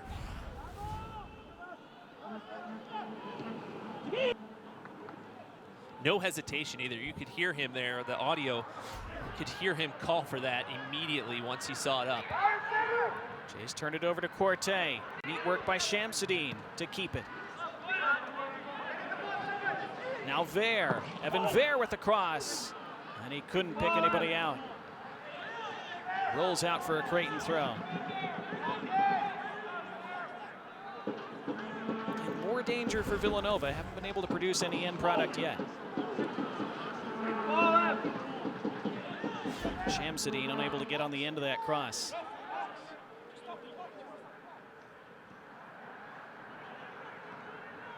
Again, Villanova trying to set up that press. And they earn themselves the throw and the attacking third. Less than a quarter of an hour remaining in regulation. Charles August in the 9th minute. Still the goal that separates these teams. Creighton trying to hang on and go to 2-0 in Big East play.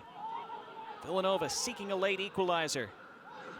Hoping to force overtime with their 10 men, and that's off of Engelking. That'll be a 4th corner and a 3rd in the last few minutes for Villanova.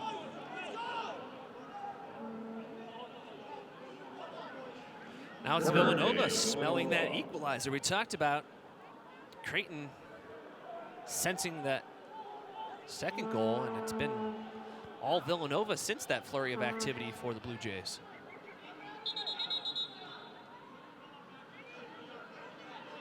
The referee motioning that the ball is not quite in the corner area, so forced Corte to make sure it was. And the header won and cleared off the line. Rebound. Villanova screaming for handball. Nothing given. Corte strikes. Headed off. And now what do we have? A player down for Creighton. You see the Villanova bench signaling for VAR. That doesn't exist at this level. That's not a reviewable play. Let's watch this flurry of activity. That was Congo, who made 2 blocks there. And the second block was where Villanova were screaming for a handball. I'm not sure. Boy, the second one was off of his face. The first one, he was next to Valdivia on the line there, did a good job helping him out. And then that blast caught Congo in the face.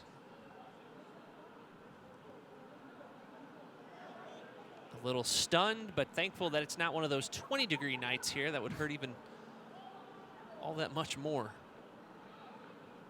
Boy, see if he can stay in. My goodness, what a blast. Don't see any blood.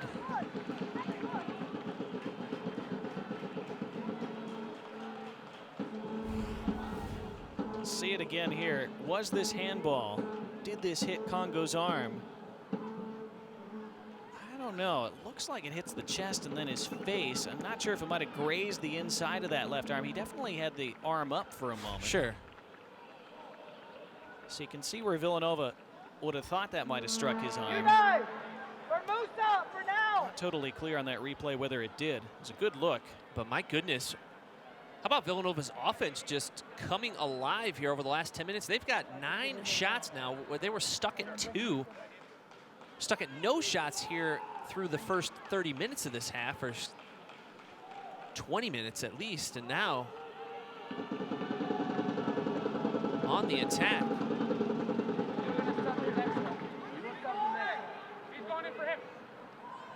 Villanova are upset that this is going to be a drop ball just outside the Creighton area, apparently.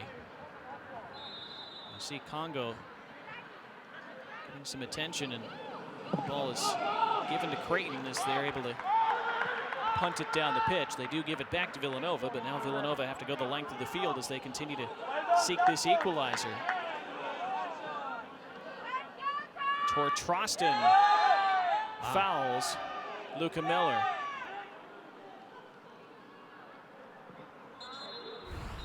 Really like the spirit that Villanova has played with. After going down to the 10th man, or to just 10 men, playing that man short, conceding a lot of activity by the Blue Jays, looking like they were going to give up a goal, looking down and out, and now they've been the aggressor here over the last 10 minutes. And Richie Schlentz will be able to launch another long throw into the Creighton box. Jays have had some trouble dealing with those throws, especially the first one. Here it comes again. And it bounces through toward Valdivia. A high boot there. That was a dangerous kick. And that's a foul against Villanova's Seydou Shamsuddin. Sounded like some contact down there too. Our field mics pick up do such a great job of picking up the sounds of the game. It sounded like some contact on the kick. Ooh. Yeah, there was some contact there for sure. Shamsuddin desperate to find the equalizer for his team, but Bryce Gibson a little fortunate that foot didn't fully connect with his face.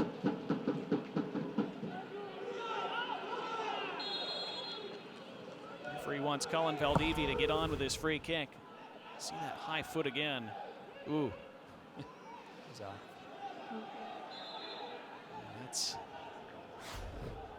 That could have been a lot worse.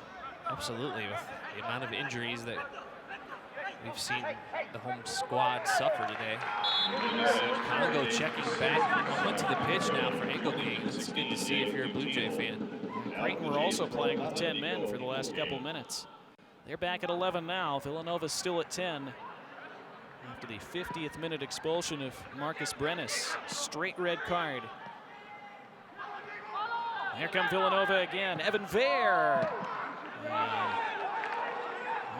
if he was aiming for that far post, did not able to wrap his foot around that ball at all, the way he was hoping to. Yeah, Vare scored the game winner on Tuesday against George Washington. Got a pair of goals on the season. Nice pace on that one, just not the angle that he needed to put it in.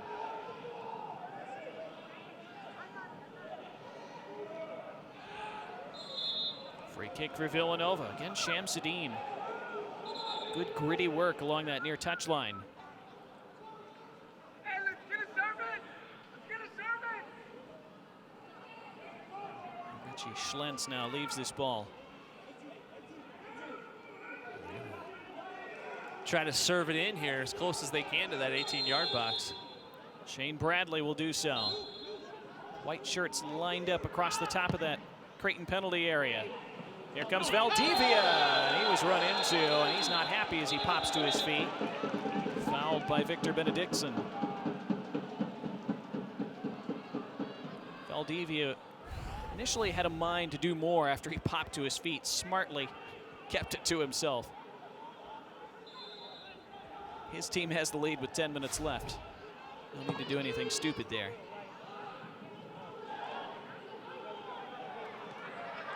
Villanova continuing to ask questions of Creighton. Gibson tracks this down. And Shamsuddin went down. Thought Gibson got an elbow to his face. Jays come the other way. And Tor Trostin might be away. He is. Trostin into the area. Cuts it back for Hawkinson. Luke Hawkinson. Great block by Shane Bradley.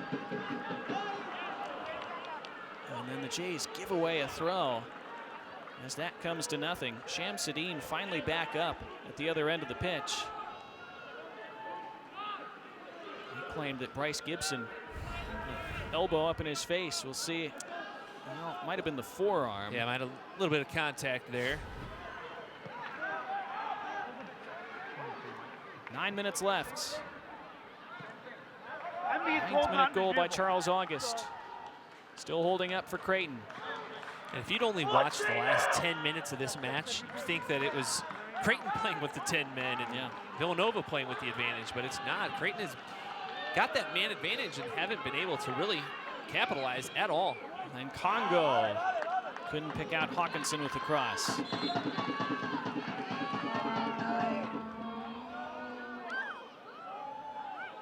Not his best delivery. Villanova make a late sub. Shamsuddin off. Liam McKinnon back on. Shamsuddin still struggling after that contact to the face a couple minutes ago. He played some limited minutes, but very good minutes for Villanova. Really a part of that attack that's shown up here over the last third of this match. Good hold-up play from Hawkinson. Espeleta dispossessed. Turned over to McKinnon. McKinnon shrugs off Polot and tried to lead His teammate falls back to McKinnon. Liam McKinnon trying to slide in Luca Miller, who then forces Gibson to give away a throw. Villanova were so close to connecting and being in on goal. Jays did just enough to defend it away. They'll have to do more defending here. 7.5 left. Schlentz toweling off the ball so he can launch it back into the mix. And that came off. Well, Villanova thought it came off Luke Mitchell last. Referee immediately, though, pointed for a goal kick. Yeah, they're saying that went off of Benedictson. And Creighton has had a hard time holding leads this year. You go back to the first match of the year at North Carolina. They go up 2 goals on the 6th-ranked Tar Heels. Ended up having to settle for a 2-2 draw. You just saw it on Tuesday night. Creighton up 3-1 against Tulsa. They had to sneak out of here with a 4-3 overtime victory. So it's one of those things Johnny Torres has talked about. This team needs to step up defensively, and this team trying to hold on to this 1-0 lead with the man advantage. Villanova bench wanted handball against Gibson. Wasn't given. And then an awkward touch for Connor Bradley. Just caught him mid-stride. He gives away a throw. And the referee, Lance Van Heidsma, has stopped play for a moment and warned the Villanova bench. Well, and I think he might have even been talking to Budadia perhaps about wasting time and explaining, because Budadia was going to make the throw and he's just casually walking over there. He stole about 20 yards at least. Surprised he was allowed to do that. Now a free kick for Villanova. Clock hasn't restarted yet. It's still stuck on 6:19. I don't think the referee has noticed. Now it starts again. Villanova gained about 20 seconds or so there. Home squad's supposed to get the benefit typically, but Villanova certainly the benefit of the slow clock there. That flicked off Bryce Gibson's head. Corner for Villanova. 6 minutes to play.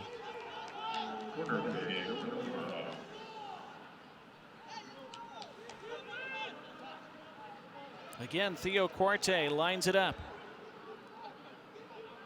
Good delivery needed for Villanova. Toward that penalty spot. There's Gibson towering to head it away. Recycled to Corte by that corner flag. Faced up by Tashiro. Corte blocked by Tashiro. And it falls to Polot. More great work by Udai Tashiro. Jays might be away here. Hawkinson around one man, but streaking to halt that break was Sean Teixeira. And Hawkinson intelligently brings Polot into the play. And then Polot looks to hold it up and does. Applause from the Creighton fans. The step over by Troston. Congo. Troston. And strikes wide. Play stopped. We have a substitution for Creighton. The clock is stopped with 4:55 remaining. Jake Ronneberg comes on. His first action of the night. Who's he replacing?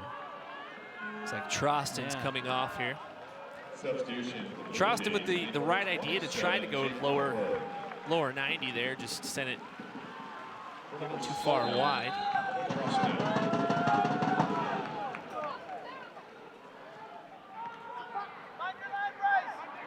Flick only reached Polot, and Polot rampaged forward.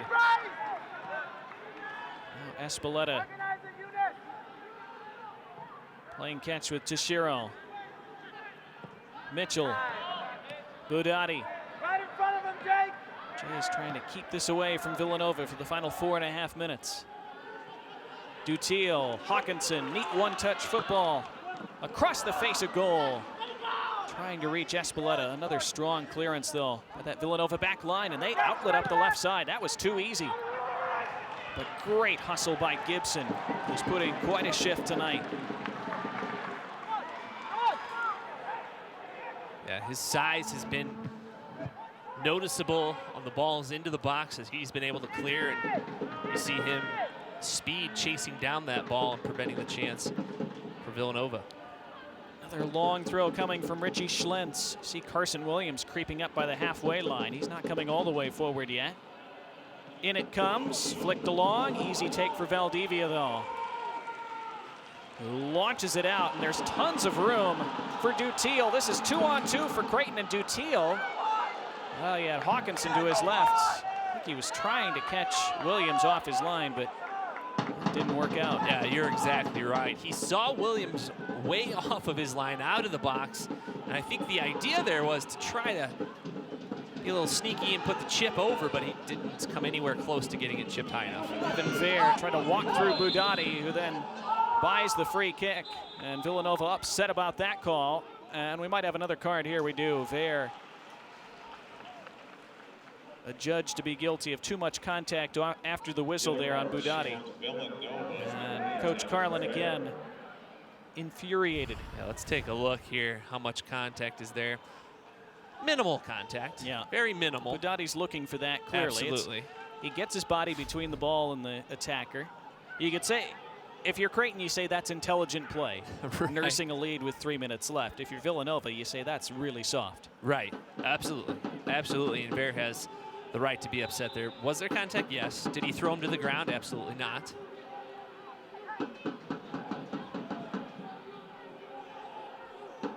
Gibson had to chase down his own header and takes the safe route, which is to boot it out of play.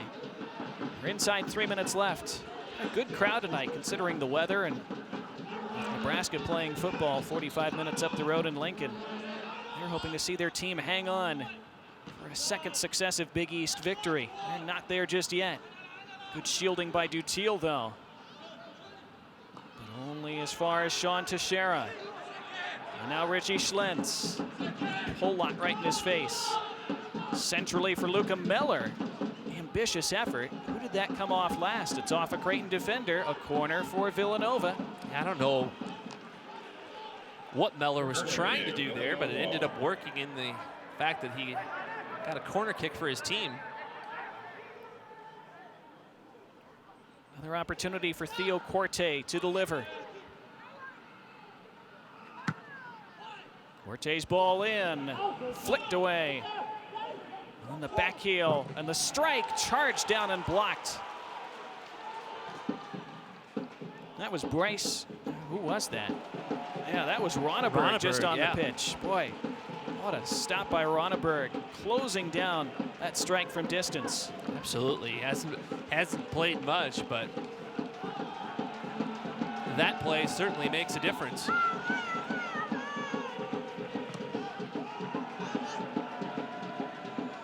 Almost fell for Villanova on the edge of the box. And now Creighton can break out. And they have numbers again. And it's Budati away on the right, but there's a heavy touch cleaned up by Shane Bradley. Hawkinson still plenty of energy in this 89th minute. Perhaps one more opportunity for Villanova to find an equalizer.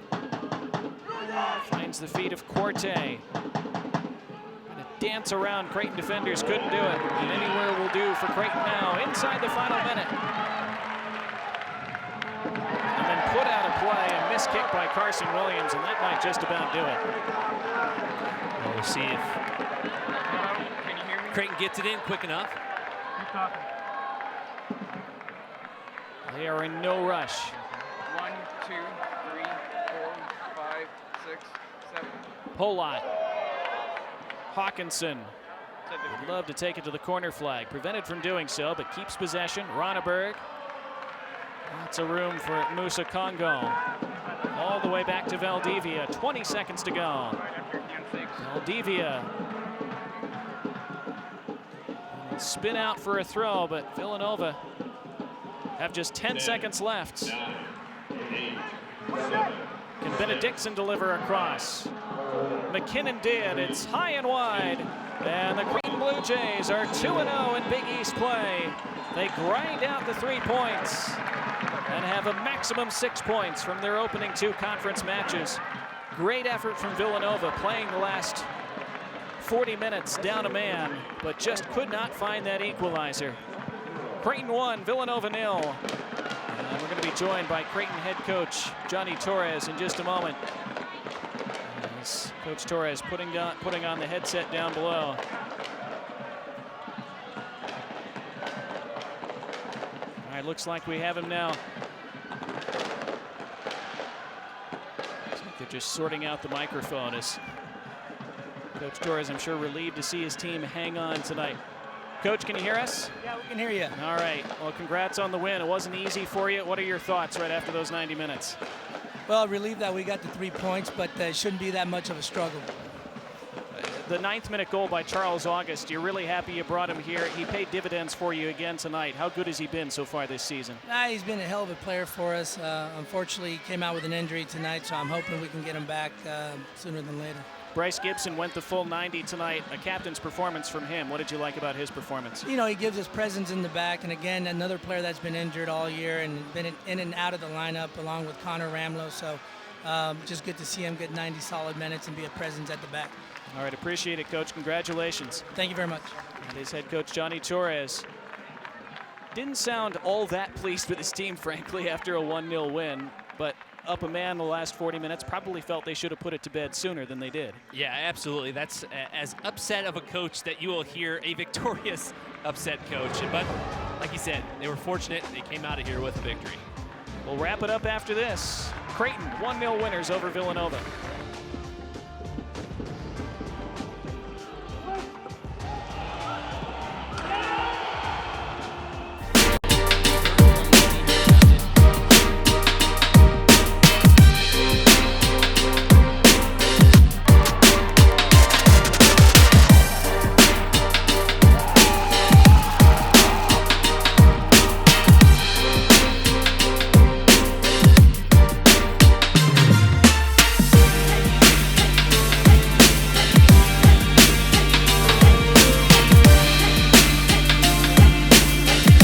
What is a Villanovan in 30 seconds? Well, Villanovans aim high. Top 50 National University high. We think fast and stay connected. V's up. Villanovans think deeply, push boundaries, and go, go, go! Still with me? We climb corporate ladders and these ladders. This campus is our home, but you can find us almost anywhere. Villanovans have big hearts and solve even bigger problems, and we celebrate together. Ignite change, go Nova.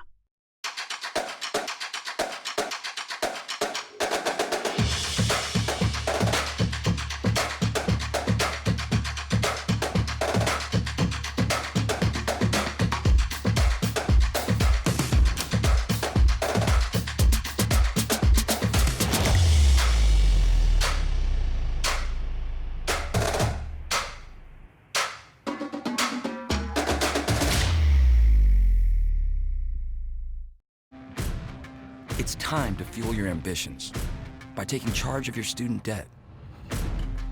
At SoFi, we've helped over 250,000 people refinance their student loans, saving thousands of dollars.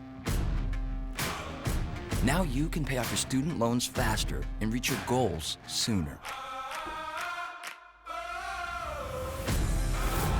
See how much you can save in just 2 minutes at SoFi.com/save. Victorious Creighton Blue Jays side after they were able to do just enough to see off Villanova 1-0 at Morrison Stadium tonight on that 9th-minute goal by Charles August. Back one more time with Rob Sims. I'm Donnie Barnes. If you told Creighton before the match that they would win a gritty 1-0 victory over this very stingy Villanova side, I think they would have been thrilled, Rob. As it stands, we heard Johnny Torres not the happiest after the final whistle. Thought his team should have done more, but the points are all that matters this time of year. They do get the points. They may have suffered some more injuries, so you can understand the frustration there as well. But defending your home turf is what you need to do if you want to win a conference championship, and Creighton able to come away with that hard-fought 1-0 victory. And again, great fight from Villanova as well. I think Don Carlin has to be really pleased with the spirit his team showed in the second half, down a man. Well, and you could hear him all the way up here in the press box talking to his team after the game and telling his team how proud he was of how hard they did fight. And they were the better half. They were the better side for the last 30 minutes of this match, playing a man down. Well, we appreciate you joining us for this one on BEDN, presented by SoFi. I want to thank our executive producer, Brad Pace, as well as Joe Willman. And, of course, the student section did their part for Creighton tonight. They go home happy. Creighton winners by a 0 over Villanova. For Rob Sims, I'm Donnie Barnes. Good night from Morrison Stadium.